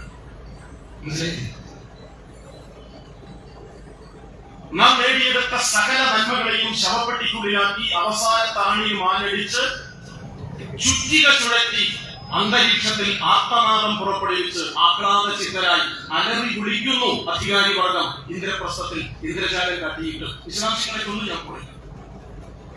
ആകെ നടക്കുന്നത് മോഡിക്ക് വേണ്ടിയുള്ള ഭള്ള് പറയലാണ്. ന്യൂജൻ ഭാഷയിൽ പറഞ്ഞ തള്ള. അങ്ങനെ വലിയ മാള് കണ്ടിട്ടില്ല, സൂപ്പർ മാർക്കറ്റ് അല്ല, മാള്. കോഴിക്കോട് കഴിഞ്ഞ ആഴ്ച ഞാനൊരു മാളിൽ പോയി. ഭിത്തിയും കഥകും ചില്ലിന്റേതാ, ഗ്ലാസിന്റേതാ, ഒരു ഉഷാറായിക്കോട്ടെ. ഭിത്തിയും കഥകും മാറിപ്പോകരുത്. ആശയക്കുഴപ്പമുണ്ടായി വരുന്നവന്റെ മൂക്കുമുട്ടി ചോര പൊട്ടരുത് എന്നതുകൊണ്ട് വാതിലിൽ ഒരു സ്റ്റിക്കർ എഴുതി വെക്കോടെ. പുഷ് പുൾ പറഞ്ഞാൽ വലിക്കുക, തള്ളുക എന്നൊക്കെയാണ് ഇതിനർത്ഥം. ഞാൻ കഴിഞ്ഞ ആഴ്ച കോഴിക്കോട് പോയ സൂപ്പർ മാർക്കറ്റിൽ, മാളിൽ അങ്ങനൊരു പോസ്റ്റർ ഇല്ല, സ്റ്റിക്കർ ഇല്ല. കാവലിൽ നിന്ന ബംഗാളി പയ്യനോട്, സെക്യൂരിറ്റിക്കാരോട് ഞാൻ ചോദിച്ചു, എന്താ അങ്ങനെ വെക്കാത്തത്? ആളുകൾ ബുദ്ധിമുട്ടാവില്ലേ? എന്നേക്കാൾ നന്നായി മലയാളം പറയുന്ന ചെറുപ്പക്കാരൻ പറഞ്ഞു, സാറിന് തെറ്റിയതാണ്, അവിടെ ചിത്രം ഒട്ടിച്ചു വെച്ചിട്ടുണ്ട്, നോക്കിക്കോളൂന്ന്. നോക്കുമ്പോ മോദിയുടെ മോന്തെ. അത് മതി, തള്ള് എന്നാണ് അർത്ഥം. എല്ലാവർക്കും അറിയാം, തള്ളിയാ മതി. മനസ്സിലാക്കി പോണില്ല, നേരം പോകുന്നുണ്ടാക്കെ. അപദാന വ്യവസായത്തിന്റെ, പ്രശംസാ വ്യവസായത്തിന്റെ പ്രത്യേക ഫാക്ടറി തുടങ്ങി എന്തുമേതും ഞങ്ങൾക്ക് അനുകൂലമാണെന്നുമാക്കാനുള്ള ധാർഷ്ട്യമാണ് മാധ്യമ തമ്പുരാക്കന്മാരുടെ മറയും മടിയുമില്ലാത്ത പിന്തുണയോടെ മോദി വംശം പിശുക്കില്ലാതെ പയറ്റിക്കൊണ്ടിരിക്കുന്നത്. കരുതിയിരിക്കണം. സഖാവ് സർവനോട് നമുക്ക് ചെയ്യാൻ കഴിയുന്ന ആദരം അങ്ങനെ കൂടിയാണ്. CPIM-ന്റെ കേന്ദ്ര കമ്മിറ്റി കഴിഞ്ഞ ദിവസം പ്രമേയം പാസാക്കി. ആ പ്രമേയത്തിൽ പറയുന്നത്, കിട്ടാവുന്ന എല്ലാ മതനിരപേക്ഷ ജനാധിപത്യ ശക്തികളെയും ഒപ്പം ചേർത്ത് അഭിപ്രായ വ്യത്യാസങ്ങൾക്ക് അവധി നൽകിയും വിയോജിപ്പുകളോട് താൽക്കാലികമായെങ്കിലും വിട പറഞ്ഞും മോദിയുടെ മുഷ്ടിനെതിരെയുള്ള മുന്നേറ്റത്തിന് മൂർച്ച കൂട്ടണം എന്നാണ്. ഞാൻ ഈ പറഞ്ഞ ഭാഷയല്ല, കുറച്ചുകൂടി നല്ല ഭാഷ, ഞാൻ എന്റെ ഭാഷയിൽ പറഞ്ഞില്ല. മോദിക്കെതിരായ മുന്നേറ്റത്തിൽ സകലരെയും കൂട്ടണം ജനാധിപത്യ മതനിരപേക്ഷ പ്രസ്ഥാനങ്ങളെ. ഇതിൽ രണ്ട് പ്രശ്നമുണ്ട്, അത് ഒഴിച്ചു പറയാം. കഴിഞ്ഞ 2 ആഴ്ച മുമ്പ് എന്റെ നാട്ടിലെ കമ്മ്യൂണിസ്റ്റ് കാരണവരായ ഒരാൾ കുളിക്കുമ്പോൾ കാല് വഴുതി കുളിമുറി വീണ് തുടയല് പൊട്ടി പ്ലാസ്റ്റർ ഇട്ട് വീട്ടിൽ വിശ്രമിക്കുന്നു എന്ന് സഖാക്കൾ പറഞ്ഞപ്പോൾ ബ്രാഞ്ച് സെക്രട്ടറി കൂട്ടി അദ്ദേഹത്തെ കാണാൻ പോയി. അദ്ദേഹം ഉമ്മറത്തിരുന്ന് കട്ടൻ ചായ തന്നു, ബിസ്ക്കറ്റും കഴിച്ചുകൊണ്ടിരിക്കുമ്പോൾ കാര്യങ്ങളൊക്കെ പറഞ്ഞു തുടങ്ങി. അദ്ദേഹം എന്നോട് വല്ലാതെ ക്ഷോഭിച്ചു. അതിന് അധികാരമുണ്ട്, അദ്ദേഹത്തിന് അവകാശമുണ്ട്, ഞങ്ങളുടെയൊക്കെ രാഷ്ട്രീയ ഗുരുവാണ്. എന്നോട് പറഞ്ഞടാ കഷ്ടമുണ്ട്. എന്താ ഈ ഇന്ത്യ മുന്നണി എന്നും പറഞ്ഞ് കോൺഗ്രസിന്റെ പിറകെ നടക്കുന്നത് സങ്കടമാണ് കേട്ടോ. ഞങ്ങളൊക്കെ പാർട്ടി വളർത്തുമ്പോ, പാർട്ടി പ്രവർത്തിക്കുമ്പോ മുട്ടിന് കോൺഗ്രസിനോട് മുട്ടിയിട്ട ഞങ്ങൾ പോയത്. ഇപ്പൊ കോൺഗ്രസിനൊപ്പം നിൽക്കണമെന്ന് ആരോ പറയുന്നത് കേട്ടല്ലോ. BJP-ക്കാര് പ്രസംഗിച്ചു. എന്റെ വീടിന്റെ പടിക്കൽ നിർത്തിയിട്ട് ജീപ്പിൽ മൈക്ക് കെട്ടിയിട്ട് കോൺഗ്രസും CPM-ഉം ഭായിയാണ്. കേട്ടപ്പോ കരള് പിടഞ്ഞു, ഹൃദയം നൊന്തു. എന്താടാ ഇങ്ങനെ? ഇവിടെ ഇരിക്കുന്ന പലർക്കും ആ ചോദ്യം മനസ്സിലുണ്ട് എന്നതുകൊണ്ട് അദ്ദേഹത്തോട് പറഞ്ഞ മറുപടി ഞാൻ ഇവിടെ പറയാം. എന്നാലേ ഒരു മുതലാവുള്ളൂ വന്ന വണ്ടി കൂടി. ഞാൻ അദ്ദേഹത്തോട് 2 കഥ പറഞ്ഞു. എന്റെ നാട്ടിൽ ഒരു കടത്തുകാരനുണ്ടായിരുന്നു, തോണി കടത്തുകാരൻ, മിടുക്കൻ, മാന്യൻ. കൂലി ഇല്ലെങ്കിലും ആളോട് കയറത്തില്ല. പൊക്കോ നാളെ തന്നാ മതി എന്ന് പറയാൻ എത്ര മാന്യൻ. പക്ഷെ അങ്ങനെ ഒരു കുഴപ്പമുണ്ട്. ഞങ്ങളുടെ നാട്ടിൽ കുറെ ഇടങ്ങാറുണ്ട്. എന്താ പറയാ, നാട്ടുകാരെ യാത്രക്കാരെ മുട്ട് വെള്ളത്തിൽ ഇറക്കും, കരക്ക് അടുപ്പിക്കില്ല. നാട്ടുകാർ ചോദിച്ചു, അല്ലടോ 1 മീറ്റർ കൂടി അടുപ്പിച്ചാൽ കാലു നനയാതെ കര തൊടാനും ജന്മത്തകൾ ചെയ്യില്ല, മുട്ടച്ചൻ വെള്ളത്തിലിറക്കും. അദ്ദേഹത്തിന് പ്രായമായി അസുഖമായി കിടപ്പില്ല. മകൻ അടുത്തിരുത്തിയിട്ട് പറഞ്ഞു, അദ്ദേഹം മകൻ അടുത്തിരുത്തിയിട്ട് പറഞ്ഞു, ഞാൻ മരിക്കുകയാണ്, കുലത്തൊഴിൽ കളയരുത്, തോണി ചിതലരിപ്പിച്ച് വിടരുത്. മകൻ പ്രതിജ്ഞ ചെയ്തു, ഇല്ല അച്ഛ. അധികം വൈകാതെ അച്ഛൻ മരിച്ചു. മരണാനന്തര ക്രിയകൾ ഭംഗിയായി നിർവഹിച്ച് അധികം വൈകുന്നതിന് മുമ്പ് അച്ഛന്റെ അഭ്യർത്ഥന അനുസരിച്ച് മകൻ വെള്ളത്തിലിറക്കി, തോണി നീച്ചിലിറക്കി, കട്ടുകാരനായി. ഈ ചെറുക്കന്റെ പണിയെന്താണ്? നാട്ടുകാരെ അരക്കേറ്റം വെള്ളത്തിലാക്കുക. അപ്പൊ നാട്ടുകാര് വസ്ത്രങ്ങളൊക്കെ വലിച്ച് തെരച്ച് കയറ്റി മുട്ടോളല്ല അരയോളം വലിപ്പത്തിൽ പൊക്കിപ്പിടിച്ചിട്ട് നടന്നു പോകുമ്പോ ഉറക്ക പിരാഗി, ഈ എരപ്പ ചക്കനേക്കാൾ നല്ലത് മരിച്ചുപോയ കുരുപ്പ് തന്തയായിരുന്നു. മനസ്സിലാവുന്നത് കോൺഗ്രസ് മുന്തിയ പലഹാരമായതുകൊണ്ടല്ല ഇന്ത്യ മുന്നണിയെ നമ്മൾ പിന്തുണയ്ക്കുന്നത്. മറ്റേത് മുട്ടച്ചുണ്ടല്ലോ, ഇത് അരക്കേറ്റ. അതുകൊണ്ടാണ് അദ്ദേഹത്തിന് ബോധ്യേ. നിങ്ങൾക്ക് ബോധ്യമായാൽ ഞാൻ പ്രാർത്ഥന. രണ്ടാമത് കഥ പറഞ്ഞു. ഞാൻ എന്റെ വീട്ടിൽ ഞാൻ കട്ടൻ ചായ ഉണ്ടാക്കി കുടിക്കാം. ആണുങ്ങളായ കമ്മ്യൂണിസ്റ്റുകാർക്ക് പോലെ അത്ര പരിചയം ഉണ്ടാവില്ല, പടായി മാത്രമേ ഉണ്ടാവും. അടുക്കളയിൽ കയറിയവർക്ക് പരിചയം ഉണ്ടാവും. വെള്ളം തിളച്ചു വരുമ്പോ ഗ്യാസ് തീർന്നു. എന്റെ വീടിനോട് ചേർന്ന് താപ്പ വലിച്ചു കെട്ടിയൊരു വിറക് പുരയിട്ടു. ഇങ്ങനെ ഞങ്ങൾ പറയാം. അവിടെ വിറക് പൊഴി അട്ടിയിട്ടിട്ട് അതെടുത്ത അടുപ്പ് കത്തിക്കാം, ഗ്യാസ് തീർന്നല്ലോ. അവിടെ ചെന്ന് അട്ടി വെച്ച വിറകിൽ നിന്ന് ഒരു കൊള്ളി ഞാനിങ്ങനെ വലിച്ചു. ഞാൻ നിന്നിടത്തുനിന്ന് 2 മീറ്റർ അകലത്ത് നിന്നോ ഒച്ച ശബ്ദം, ബഹളം. നോക്കി ഞാൻ ഞെട്ടിപ്പോയി. ഒരു മൂർഖങ്ങനെ പത്തി വിടർത്തി നിൽക്കുക. തൊട്ടടുത്തൊരു നീർക്കോലി, ഇവിടെ പറയാം കുളവൻ, ആ വിഷമില്ലാത്ത സാധനം. ഞാൻ കമ്മ്യൂണിസ്റ്റ് പാർട്ടിക്കാരനായതുകൊണ്ട് അരിവാൾ ചിന്തിക നക്ഷത്രത്തിനാണ് വോട്ട് ചെയ്യുന്നത് എന്നതുകൊണ്ട് സമയം പാഴാക്കാതെ കയ്യിൽ തടഞ്ഞ കമ്പ് ആകാശത്തെ കൊടുത്തുയർത്തി ആകാവുന്ന ശക്തിയിൽ മൂർഖന്റെ മൂർഖാവിൽ ഒന്നടിച്ചു. ചെത്തുപോയി. അതിന്റെ അർത്ഥം എന്താ? അപ്പുറത്ത് കിടക്കുന്ന നീർക്കോലിനോട് മൂത്ത പെങ്ങൾ ഡൈനിങ് ഹാളിൽ ഇരിക്കുന്നുണ്ട്, അത്തേക്ക് കയറി പോയിക്കോ, പറ്റുമെങ്കിൽ കല്യാണം കഴിക്കോ എന്ന് പറയാനോ? അല്ല, കുളവനും മോശ ചാകുട്ടി നടുകൂട് മുറിക്കേണ്ടതാണ്. പക്ഷെ മൂർഖനും കുളവനും ഒരുമിച്ച് നിൽക്കുമ്പോൾ കുളവനെ തല്ലാൻ വിവരക്കേട് കാണിച്ചാൽ മൂർഖൻ മൂട്ടുകൊത്തി മാളത്ത് പോവും, ഞാൻ വയ്യത്താവും. അതുകൊണ്ട് ചെയ്തില്ല. നിങ്ങൾക്ക് പിടുത്തം കിട്ടിയോ? മൂർഖനും നീർക്കോലിയും ഒരുമിച്ച് വന്നാൽ അമർത്തി തല്ലേണ്ടത് വിഷം ചീറ്റി നിൽക്കുന്ന മൂർഖന്റെ പത്തിയിലാണ് എന്ന സഖാവ് സർവന്റെ പ്രസ്ഥാനത്തിന് അഖിലേന്ത്യാ വ്യാപകമായി അറിയാം. അതല്ലാതെ കുളവൻ മോശമായതുകൊണ്ടല്ല, നല്ല കുട്ടിയായതുകൊണ്ടല്ല. ഈ 2 കഥ പറഞ്ഞപ്പോ 2 ബിസ്ക്കറ്റ് കൂടി തന്നു, 1/2 ഗ്ലാസ് കട്ടൻ ചായയും തന്നു. നിങ്ങൾക്കും ബോധ്യമായി ഞാൻ വിചാരിക്കണം. രണ്ടാമത്തെ കാര്യം, ഈ പ്രളയം അവസാനിക്കുന്നത് ഇങ്ങനെയാണ്. ഞാൻ പറഞ്ഞല്ലോ, എല്ലാ ജനാധിപത്യ മതനിരപേക്ഷ പ്രസ്ഥാനങ്ങളെയും ഒപ്പം ചേർത്ത് മോദിക്കെതിരെയുള്ള പോരാട്ടം കരുത്താക്കണം, ശക്തി വർദ്ധിപ്പിക്കണം, മുന കൂർപ്പിക്കണം, മൂർച്ച കൂട്ടണം. അതാണ് പ്രമേയം. ഈ വാചകത്തോട് പ്രതികരിച്ചുകൊണ്ട് ജമാഅത്തെ ഇസ്ലാമിയുടെ അഖിലേന്ത്യാ അമീർ തുടർന്ന് കേരളത്തിലെ നേതാക്കളും ഒരു പ്രസ്താവന പറഞ്ഞു. ഇന്ത്യ ഹിന്ദു രാഷ്ട്രമാകരുത് എന്നാണ് CPIM എന്ന നിലപാട്. അതെ, തീർച്ച. ഇന്ത്യ ഹിന്ദു രാഷ്ട്രമായിക്കൂടാ എന്നാണ് ജമാഅത്തെ ഇസ്ലാമിയുടെ നിലപാട്. ആയിരിക്കാം. എങ്കിൽ കമ്മ്യൂണിസ്റ്റ് പാർട്ടി മാർക്സിസ്റ്റിനോട് ഞങ്ങൾ അഭ്യർത്ഥിക്കുന്നു, മോദിക്കെതിരെയുള്ള പോരാട്ടത്തിൽ ഞങ്ങളും ചേരാം. കൂട്ടുമോ? CPIMന്റെ മറുപടി സംശയലേശമന്യേ പറ്റില്ല, പാടില്ല. എന്തുകൊണ്ട് പറയാം? ഓടിച്ചു പറയാം, നേരില്ലാത്തതുകൊണ്ട്. 1925 സെപ്റ്റംബർ മാസം 27 വിജയദശമി നാളിൽ നാഗപ്പൂർ എന്ന് പറയുന്ന പട്ടണത്തിൽ വെച്ച് ഡോക്ടർ കേശവ ബലിറാം ഹെഡ്ഗവർ എന്ന് പറയുന്ന മനുഷ്യനാണ് രാഷ്ട്രീയ സ്വയം സേവക സംഘം എന്ന പ്രസ്ഥാനം ഉണ്ടാക്കിയത്. RSS എന്നതിന് ചുരുക്കപ്പേര്. ഈ വിജയദശമി നാളിൽ RSSന്റെ പ്രായം 100 തികയും. പിറവികൊണ്ട നാൾ മുതൽ മുക്രയിട്ടും മൂക്കുചീറ്റിയും കയറ് പൊട്ടിച്ചും ചുരവാന്തിയും RSS അവധിയില്ലാതെ ആക്രോശിച്ചുകൊണ്ടിരിക്കുന്നത് ഭാരതം ഹിന്ദു രാഷ്ട്രമാകണം എന്നാണ്. എത്തിപ്പോരുക. ഇന്ത്യ ഹിന്ദു രാഷ്ട്രമാകണം എന്നല്ല, ഭാരതം ആകണ്ട. CPIM ഇന്ത്യയെ ഭാരതം എന്ന് വിളിക്കുന്നതിനെതിരുള്ള പ്രസ്ഥാനമാണോ? അല്ല. അടുത്ത വാചകം കേട്ടോളൂ, ശ്രദ്ധിക്കണം. ഇന്ത്യയെ ഭാരതം എന്ന് വിളിക്കുന്നതിനോട് CPIM വിയോജിപ്പുണ്ടോ? ഇല്ല. എന്നാൽ ഇന്ത്യയെ ഭാരതം എന്നേ വിളിക്കാവൂ എന്ന് ശഠിക്കുന്നതിനോട് ശകലം യോജിപ്പുണ്ടോ? ഇല്ല. ഉത്തരങ്ങളല്ലേ? പ്രഭാഷകർ, പ്രസംഗകർ, കവികൾ, സാഹിത്യകാരന്മാർ, പാട്ടെഴുത്തുകാർ പലരും ഭാരതം എന്നും ഇന്ത്യ എന്നും മാറി മാറി സൗകര്യത്തിന് തരാതരം പോലെ വിളിക്കാറുണ്ട്. അപാകമേതുമില്ല. ഇന്ത്യൻ ഭരണഘടനയുടെ ആർട്ടിക്കിൾ 1 അനുച്ഛേദം 1 ആരംഭിക്കുന്നത് നമ്മുടെ രാജ്യത്തിന്റെ പേര് ഉറക്കെ പറഞ്ഞുകൊണ്ടാണ്. ഇന്ത്യ, ദാറ്റ് ഈസ് ഭാരത് എന്നാണ് വാക്ക്. ഇന്ത്യ അഥവാ ഭാരതം എന്നത്രേ നമ്മുടെ രാജ്യത്തിന്റെ പേര് എന്നാണ് അതിന്റെ മലയാളം. പിന്നെ എന്തിനാ നമ്മൾ ബോളുണ്ടാക്കുന്നത്? പക്ഷെ RSSകാർ പറയുന്നത് ഭാരതം എന്നേ വിളിക്കാവുന്ന. എന്റെ നാട്ടിലെ പ്രായം ചെന്ന ചോയ്ക്കുട്ടിച്ചേട്ടൻ കഴിഞ്ഞ ദിവസം എന്റെ തോളത്ത് കഴിയിട്ട് പറഞ്ഞിടാ, കോഴിക്കോട്ട് ഇന്ത്യൻ കോഫി ഹൗസ് പോയിട്ടൊരു കട്ടൻ ചായയും ഒരു ഉഴുന്നുപടയും കഴിക്കണം. ഇനി അത് യോഗ ഉണ്ടാവുമോ എന്ന് അറിയില്ല. പ്രായാധിക്യം കൊണ്ട്, മരണഭയം കൊണ്ടാണ് അദ്ദേഹം പറഞ്ഞതെന്ന് കരുതിയിട്ട് ഞാൻ നെഞ്ചോട് ചേർത്ത് അദ്ദേഹത്തെ പിടിച്ചിട്ട് പറഞ്ഞു, പേടിക്കണ്ട, നിങ്ങളൊരു 10-25 കൊല്ലം ജീവിക്കും.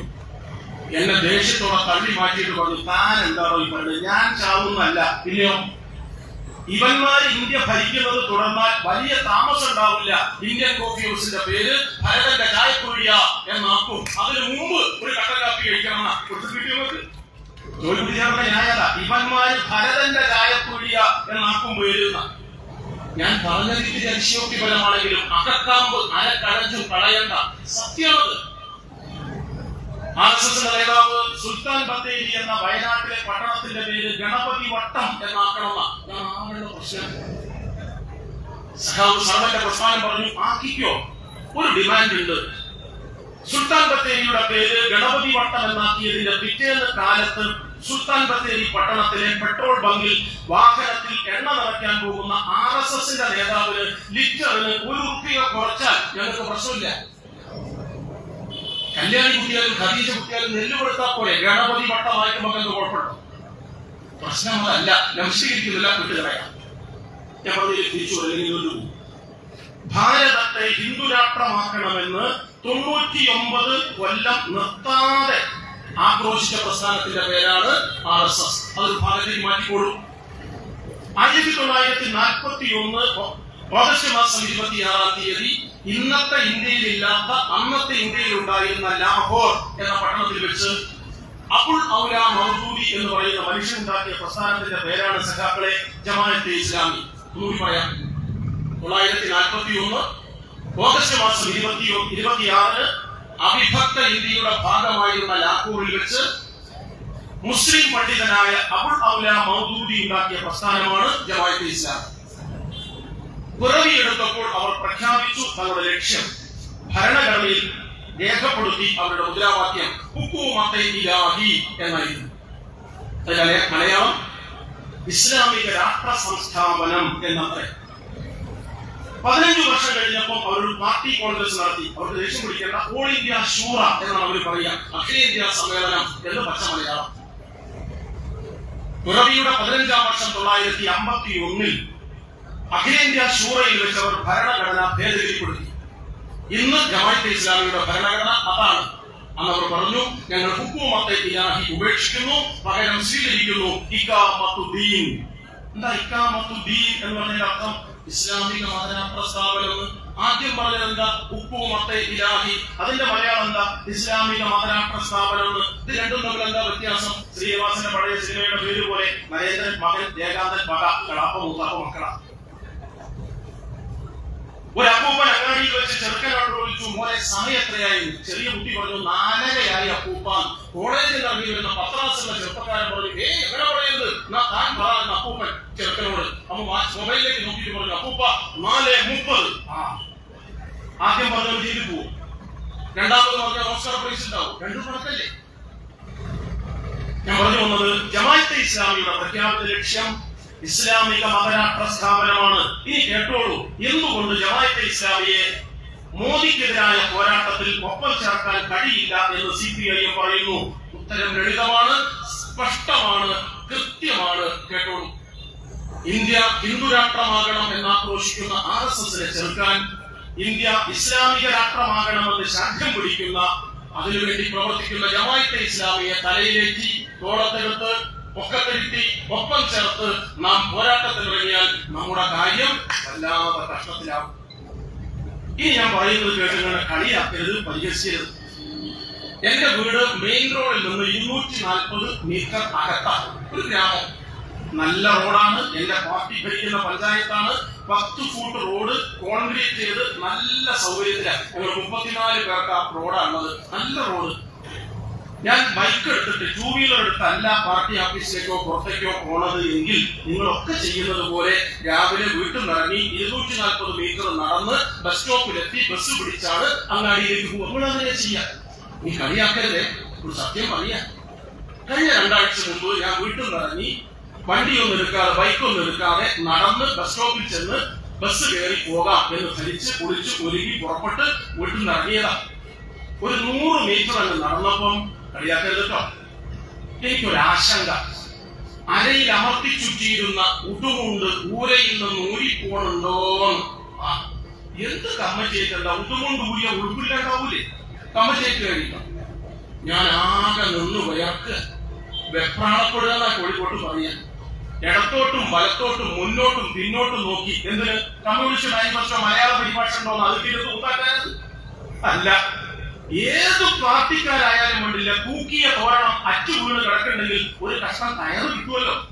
അത് കിട്ടിയ അമർത്തി ഉടുക്കാലോ. ഉടുപ്പ് കൂടെ പ്രയാസമില്ലാതെ ബസ് കയറാലോ. അരയിൽ അമർന്നു നിൽക്കുമല്ലോ കുടുമുണ്ട്. ഹരിതകർമ്മസേനക്കാരോട് അന്ന് ആദ്യമായിട്ട് എനിക്ക് ദേഷ്യം. ഈ സഖാക്കള്, വനിതാ സഖാക്കള് ആ റോഡ് മുഴുവൻ വൃത്തിയാക്കി ഒരു കഷ്ണം കയറ് ബാക്കിയില്ല. എന്ത് ചെയ്യും? ഞാൻ ആകെ പ്രയാസപ്പെട്ട് നിന്നിട്ട് അങ്ങനെ വിറക്കിയാൽ ഞാൻ ഈ 10 അടി നടന്ന കുറവിലാവും, വഷളാവേ. അങ്ങനെ നിന്നിടത്ത് നിന്ന് ഞാൻ വലത്തോട്ട് നോക്കുമ്പോൾ ജാനുവരിന്റെ വേലിയിൽ ഒരു 8 അടി മൂർഖൻ. അതിനെ പിടിച്ച് മനസ്സിലാക്കിയാലോ? അൽഹംദുലില്ലാഹ്, നമ്മൾ മയ്യത്താവൂലേ?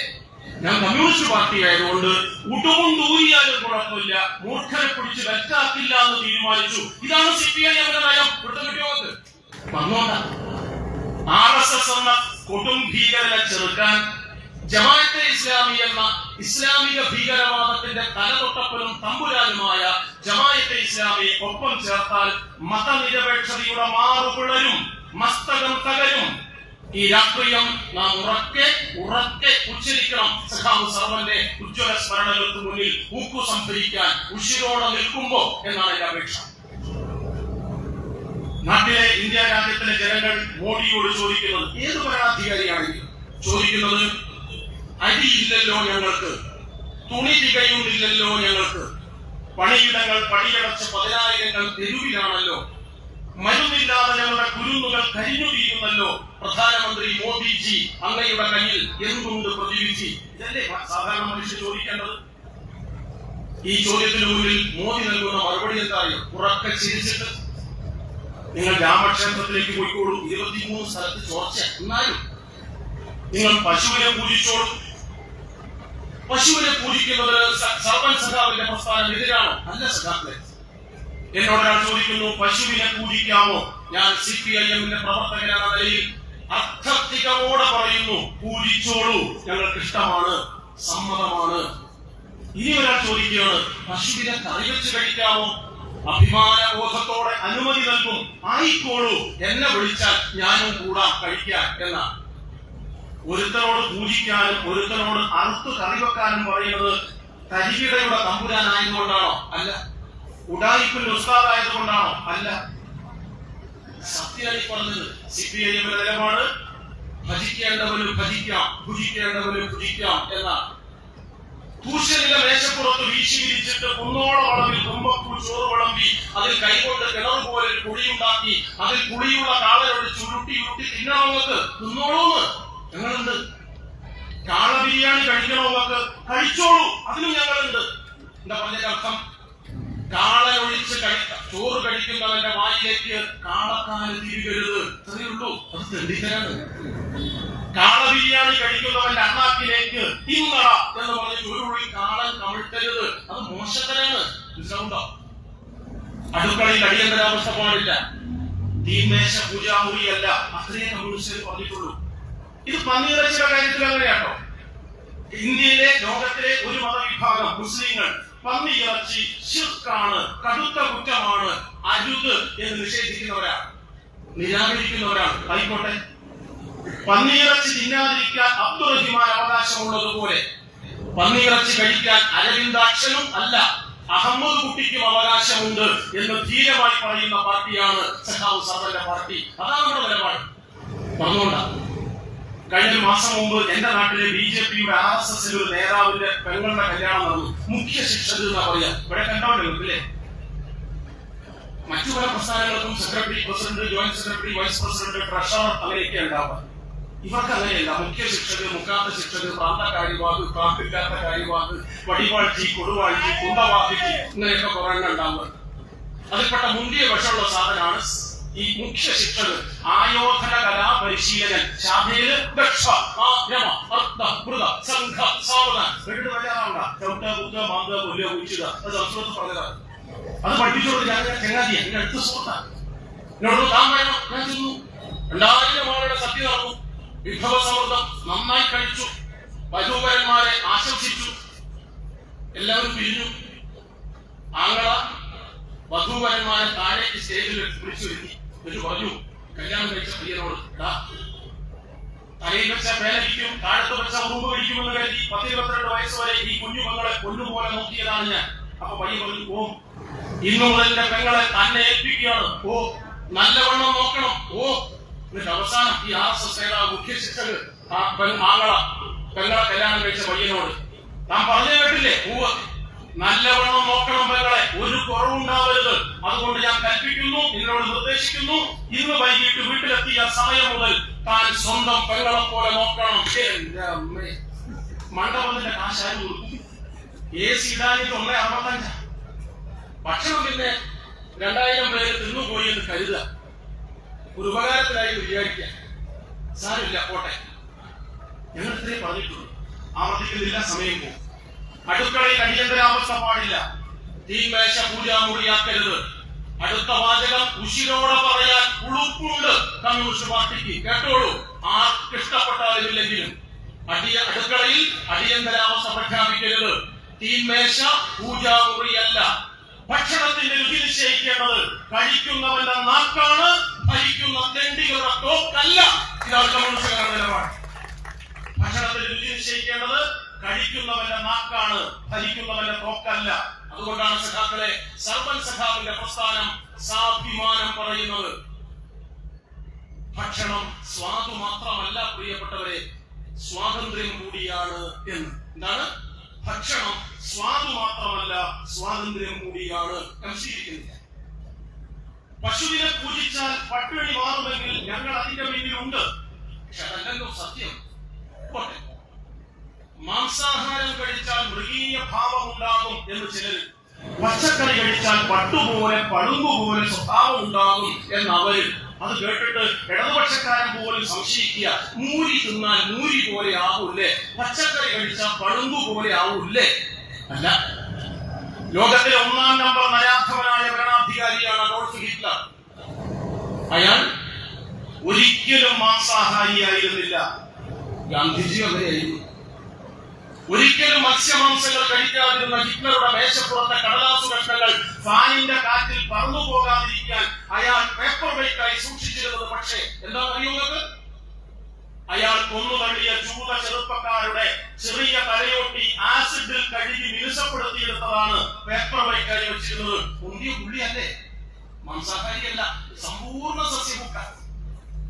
അഡോൾഫ് ഹിറ്റ്ലറുടെ മേൽക്കുപ്പായത്തിന്റെ കോട്ടിന്റെ ബട്ടൺ അയാളുടെ നരാധവന്മാർ കൽപ്പനകൾ കേട്ട് കാരുണ്യലവലേശമന്യേ കൊന്നുതള്ളിയ നമ്മെ ഇളം ചെറുപ്പക്കാരുടെ ജൂതക്കുട്ടികളുടെ അണപ്പല്ലിൽ തുളയിട്ട് നൂലുകൊരുത്ത് കോർത്തുകെട്ടിയതാണ് എന്ന് ചരിത്രം പറയുന്നുണ്ട്. മനസ്സിലാവുണ്ടോ നിങ്ങൾക്ക്? മാംസാഹാരം മൃഗീയ ഭാവം സന്നിവേശിപ്പിക്കില്ല. പച്ചക്കറി കഴിച്ചതുകൊണ്ട് പളുങ്കുപട്ട് സ്വഭാവം ഉണ്ടാവുകയുമില്ല. അതിന് സംസ്കൃത ചിത്തം വേണം, മാനവിക ബോധം വേണം. മാർക്സിസം മാനവികതയുടെ മഹാപർവ്വതമാണ്, കാരുണ്യത്തിന്റെ കടലാണ്. ആ രാഷ്ട്രീയം മനസ്സിൽ സൂക്ഷിക്കണം. ഇങ്ങനെ ഇത് പ്രാവർത്തികമാക്കാൻ കഴിയും. മാംസാഹാരം കഴിച്ചാൽ കുഴപ്പമാണ് എന്ന് പറയുന്നവരോട് പറയട്ടെ, ഗുരു ശ്രീനാരായണൻ അമ്പലത്തിന്റെ മുന്നിലൂടെ പോവാണ്. ഇതേമാതിരി അമ്പലത്തിന്റെ പുറത്ത് ചുറ്റുമതിൽ ഒരു അറിയിപ്പ്, പാദരക്ഷ പുറത്ത്. നമ്പൂരിന്റെ പുറത്തല്ല, അമ്പലത്തിന്റെ പുറത്ത്. ശിഷ്യനോട് ഗുരു ചോദിച്ചു, എന്താണോ അങ്ങനെ എഴുതി വെക്കാൻ? ശിഷ്യൻ പറഞ്ഞു, തെറ്റിയാൽ തിരുത്തോ അങ്ങ്? ഉവ്വ്. അവൻ ശിഷ്യൻ ധൈര്യം, ഗുരു, മൃഗത്തിന്റെ തോല് കൊണ്ടല്ലേ പാദരക്ഷ ഉണ്ടാക്കുന്നത്? അത് കാലിൽ ചെരുപ്പായി ചേർന്ന് അമ്പലത്തിൽ ചെന്നാൽ അശുദ്ധമല്ലേ? അതുകൊണ്ടാണ്. ഗുരു ശ്രീനാരായണന്റെ മറുപടി, ഓഹോ, കണ്ണിൻ തോൽ കാലിൽ ചെരുപ്പായി പാദരക്ഷയായി ചേർന്ന് അമ്പലത്തിനകത്തു ചെന്നാൽ അശുദ്ധം അല്ലേ? എടോ, ശിവേലിക്ക് ശ്രീകോവിലിന് മുന്നിൽ മുടങ്ങാതെ മുട്ടുന്ന ചെണ്ടയുടെ രണ്ടറ്റത്തും വലിച്ചു കെട്ടിയത് പിന്നെ എന്ത് കുന്തമാണടാ പണ്ട? ശ്രീനാരായണ ഗുരുവിന്റെ ചോദ്യം. അങ്ങേരും മരിച്ചുപോയത് മഹാഭാഗ്യം, ഇല്ലെങ്കിൽ തെമ്മാടികൾ അടിച്ച് ആപ്പീസ് കൂട്ടി അടിയന്തരം വെക്കുകയായിരുന്നു. ശ്രീനാരായണ ഗുരുവിന്റെ ഈ അമ്പലത്തിന് മുന്നിൽ ശ്രീനാരായണൻ പറയുന്നത് വലിയ പ്രാധാന്യമുണ്ട് നിങ്ങൾക്ക് അറിയാലോ. ഇതാണ് രാഷ്ട്രീയം. അതുകൊണ്ടാണ് നരേന്ദ്രമോദി ജനങ്ങൾ ചോദിച്ച ചോദ്യത്തിന് പറഞ്ഞത്, അമ്പലത്തിൽ പോയിക്കോളൂ രാമക്ഷേത്രത്തിലെ എന്ന. ക്ഷേത്രത്തിൽ പോകുന്നതിന് സർവൽ സഖാവിന്റെ പാർട്ടി എതിരാണോ? അല്ല. രാമക്ഷേത്രം ഉദ്ഘാടനം ചെയ്തതാര? നരേന്ദ്രമോദി. ഇന്ത്യൻ പാർലമെന്റിന്റെ പുതിയ മന്ദിരം രാജ്യത്തിന് തുറന്നു കൊടുത്തതാര? സ്വാമി ശ്വാസംപടാനന്ദ, വരം പിടിച്ചാനന്ദ, ആത്തിമൂക്കാനന്ദ, എല്ലുംബ്യാനന്ദ, പല്ലില്യാനന്ദ, ഒട്ടുമുതുക്കാനന്ദ, ഇങ്ങനെ കുറെ എണ്ണം.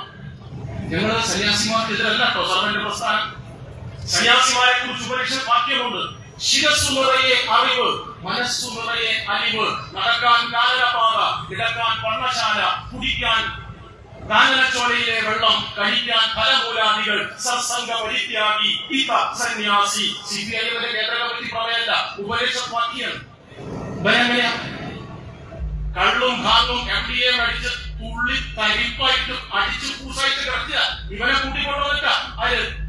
ഇന്ത്യ രാജ്യത്തിന്റെ ജനാധിപത്യത്തിന്റെ ശ്രീകോവിൽ തുറന്നു കൊടുത്തത് പ്രധാനമന്ത്രി സ്റ്റാലിൻ. അയ്യപ്പ സംഗമത്തിൽ വരുന്നതിനെ എതിർക്കുന്ന RSS നേതാക്കന്മാർ അതിന് കാരണമായി പറയുന്നത് അദ്ദേഹത്തിന്റെ അടുത്ത അനുയായിയും മകനുമായ ഉദയനിധി സ്റ്റാലിൻ തമിഴ്നാട്ടിൽ ഒരു സമ്മേളനത്തിൽ സനാതന ധർമ്മത്തെ ആക്ഷേപിച്ചു. സനാതന ധർമ്മം എന്നാൽ ആരാധനയും ദൈവഭയവും ഈശ്വര ചിന്തയുമാണെന്ന് ധരിച്ചുപോയ കമ്മ്യൂണിസ്റ്റുകാരുണ്ടെങ്കിൽ അറിയണം, സനാതന ധർമ്മം എന്നാൽ ചാതുർവർണ്ണത്തിന്റെ രാഷ്ട്രീയമാണ്. അതുകൊണ്ടാണ് സഖാക്കളെ, പ്രിയപ്പെട്ടവരെ, ഇന്ത്യൻ പാർലമെന്റിന്റെ പുതിയ മന്ദിരത്തിന്റെ ഉദ്ഘാടന വേദിയിലേക്ക്, അതിന്റെ പറമ്പിലേക്ക് ഇന്ത്യയുടെ പ്രഥമ പൗരപ്പട്ടം അലങ്കരിച്ചു നിൽക്കുന്ന Shrimati Droupadi Murmu, president of India, ക്ഷണിക്കപ്പെട്ടതുപോലുമില്ല. ഓർക്കുന്നത് നിങ്ങൾ? കാരണം മൂന്നാണ്. ദ്രൗപദി മുർമുവിന്റെ തൊലി കറുത്തതാണ്, ദ്രൗപദി മുർമുവിന്റെ ജാതി താഴ്ന്നതാണ്. നിർഭാഗ്യവശാൽ ഇന്ത്യൻ പ്രസിഡന്റ്, ആദരണീയായ ഇന്ത്യ രാജ്യത്തിന്റെ പ്രഥമ പൗര ശ്രീമതി ദ്രൗപദി മുർമു അകാലത്തിൽ വിധവയാളാണ്. അതാ പ്രശ്നം. സ്ത്രീ സ്വാതന്ത്ര്യമർഹതി എന്ന് പ്രഖ്യാപിക്കുന്ന മനുസ്മൃതി, ശൂദ്രമക്ഷര സംയുക്തം ദൂരത പരിവർജയേ എന്ന് ആക്രോശിക്കുന്ന മനുസ്മൃതി, അടിയാളനും അധസ്ഥിതനും അശരണനുമെന്നും ഈ അക്ഷരത്തിന്റെ മുലകളിലേക്ക് പ്രവേശനമരുതെന്ന് ആക്രോശിച്ച മനുസ്മൃതി, ആ മനുസ്മൃതിയാണ് ഇന്ത്യൻ ഭരണഘടനയ്ക്ക് പകരം അവരോധിക്കപ്പെടേണ്ടത് എന്ന് ആർത്തട്ടഹസിക്കുന്ന തമ്പുരാക്കന്മാർ തച്ചുടുത്ത് തട്ടകം തകർക്കുന്ന കെട്ടകാലത്താണ് നാം ജീവിക്കുന്നത്. അതുകൊണ്ടോ അരി ചോദിച്ചാലും പണി ചോദിച്ചാലും തുണി ചോദിച്ചാലും നമുക്ക് നരേന്ദ്രമോദിയിൽ നിന്നും മറുപടി ഉണ്ടാവില്ല എന്ന് നാം തിരിച്ചറിയണം. അവസാനിപ്പിക്കാം. 22 നമ്മൾ പറഞ്ഞ സമയത്ത് 8 മിനിറ്റേ ഉള്ളൂ. തീരുമാനിക്കാൻ നിൽക്കേണ്ടവരും അവസാനിപ്പിക്കാം. അതുകൊണ്ട് സർവൻ സഖാവിന് മുന്നിൽ നമുക്ക് സമർപ്പിക്കാൻ കഴിയുന്ന അർത്ഥപൂർണമായ അഞ്ജലി, സാർത്ഥകമായ സ്മരണ, ഉള്ളടക്കമുള്ള രാഷ്ട്രീയ അഭിവാദനം, ഇന്ന് നിലനിൽക്കുന്ന എല്ലാ ശരികേടുകൾക്കുമെതിരെ ശിരസുയർത്തി പൊരുതുക എന്നതാണ്. ശരി പറഞ്ഞാൽ ശിരസറ്റു പോകുമായിരുന്ന ഒരു കെട്ടകാലത്ത് ശിരസറ്റുപോയാലും ശരിയെ പറയൂ എന്ന് ശാഠ്യം പിടിച്ച സർവൻ സഖാവിന്റെ മുന്നിൽ നമുക്കത് സമർപ്പിച്ചേ മതിയാകും. ഈ നാട് മതനിരപേക്ഷതയുടെ മഹാതട്ടകമാകണം, മാനവികതയുടെ മഹാഗോപുരമാകണം. അതിന് ഇടതുപക്ഷ ജനാധിപത്യ മതനിരപേക്ഷ പ്രസ്ഥാനം ഭരിക്കുന്ന കേരളമാണ് മഹനീയ മാതൃക. അഖിലേന്ത്യാ രാഷ്ട്രീയത്തിന്റെ കാമേഘാവൃതമായ ആകാശവിധാനത്ത് പ്രതീക്ഷയുടെ പ്രകാശകിരണമായി, ആശ്വാസത്തിന്റെ അത്താണിയായി, പ്രതിരോധത്തിന്റെ പടച്ചട്ടയായി, കരുത്തിന്റെ തുരുത്തായി, മതനിരപേക്ഷതയുടെ മഹാപർവ്വതമായി നിസ്കരിക്കാൻ മണ്ണിലേക്ക് തലകുമ്പിടുന്ന മുസൽമാന് നിസ്കാരം പൂർത്തീകരിച്ച് നിവർന്നു വരുമ്പോൾ കഴുത്തിനുമേലെ തലയുണ്ടാകുമെന്ന് ഇന്ത്യ രാജ്യത്തുറപ്പുള്ള ഏക സംസ്ഥാനമായി ഈ ചെങ്കൊടി പാർട്ടി ഭരിക്കുന്ന സഖാവ് പിണറായി നയിക്കുന്ന ഇടതുപക്ഷ ജനാധിപത്യ മതനിരപേക്ഷ ഗവൺമെന്റ് അധികാരം കഴിയാവുന്ന ഈ കേരളത്തെ നമുക്ക് മാതൃകയാക്കണം. ആ ജനാധിപത്യ മതനിരപേക്ഷ മുന്നേറ്റത്തിന് ഊക്കുപകരാൻ, ഉശിരു നൽകാൻ, ഊർജം നൽകാൻ, ആവേശമാകാൻ നമുക്ക് സഖാവ് സർവന്റെ ഉജ്ജ്വലമായ സ്മരണകൾ കാരണമാകട്ടെ എന്ന് കൂടി അഭ്യർത്ഥിച്ചുകൊണ്ട് ആ സഖാവിന്റെ ഉജ്ജ്വലനായ മനുഷ്യസ്നേഹി, ഉശിരനായ കമ്മ്യൂണിസ്റ്റുകാരൻ, ഉദാത്തനായ മാനവികവാദി നമ്മുടെ പ്രിയപ്പെട്ട സഖാവ് സർവന്റെ ഉജ്ജ്വല സ്മരണകൾക്ക് മുന്നിൽ ഈ നാടിനോടൊപ്പം അദ്ദേഹത്തിന്റെ സഹകർമ്മിണി സഖാവിനോടൊപ്പം ഈ പ്രദേശത്ത് അദ്ദേഹത്തെ അരളിന്റെ കട്ടളങ്ങളിലേക്ക്, കൃത്തളത്തിലേക്ക് മറ്റൊരു മര്യാദയ്ക്കും അവസരമില്ലാത്ത വിധത്തിൽ ഉശിരായി കടത്തിവെച്ച ഈ പ്രദേശത്തെ പാർട്ടി സഖാക്കളോടൊപ്പം ശിരസ് കുറിച്ച് ആദരാഞ്ജലിയും മുട്ടിച്ചുരുട്ടി അഭിവാദവും അർപ്പിച്ചുകൊണ്ട് ഞാൻ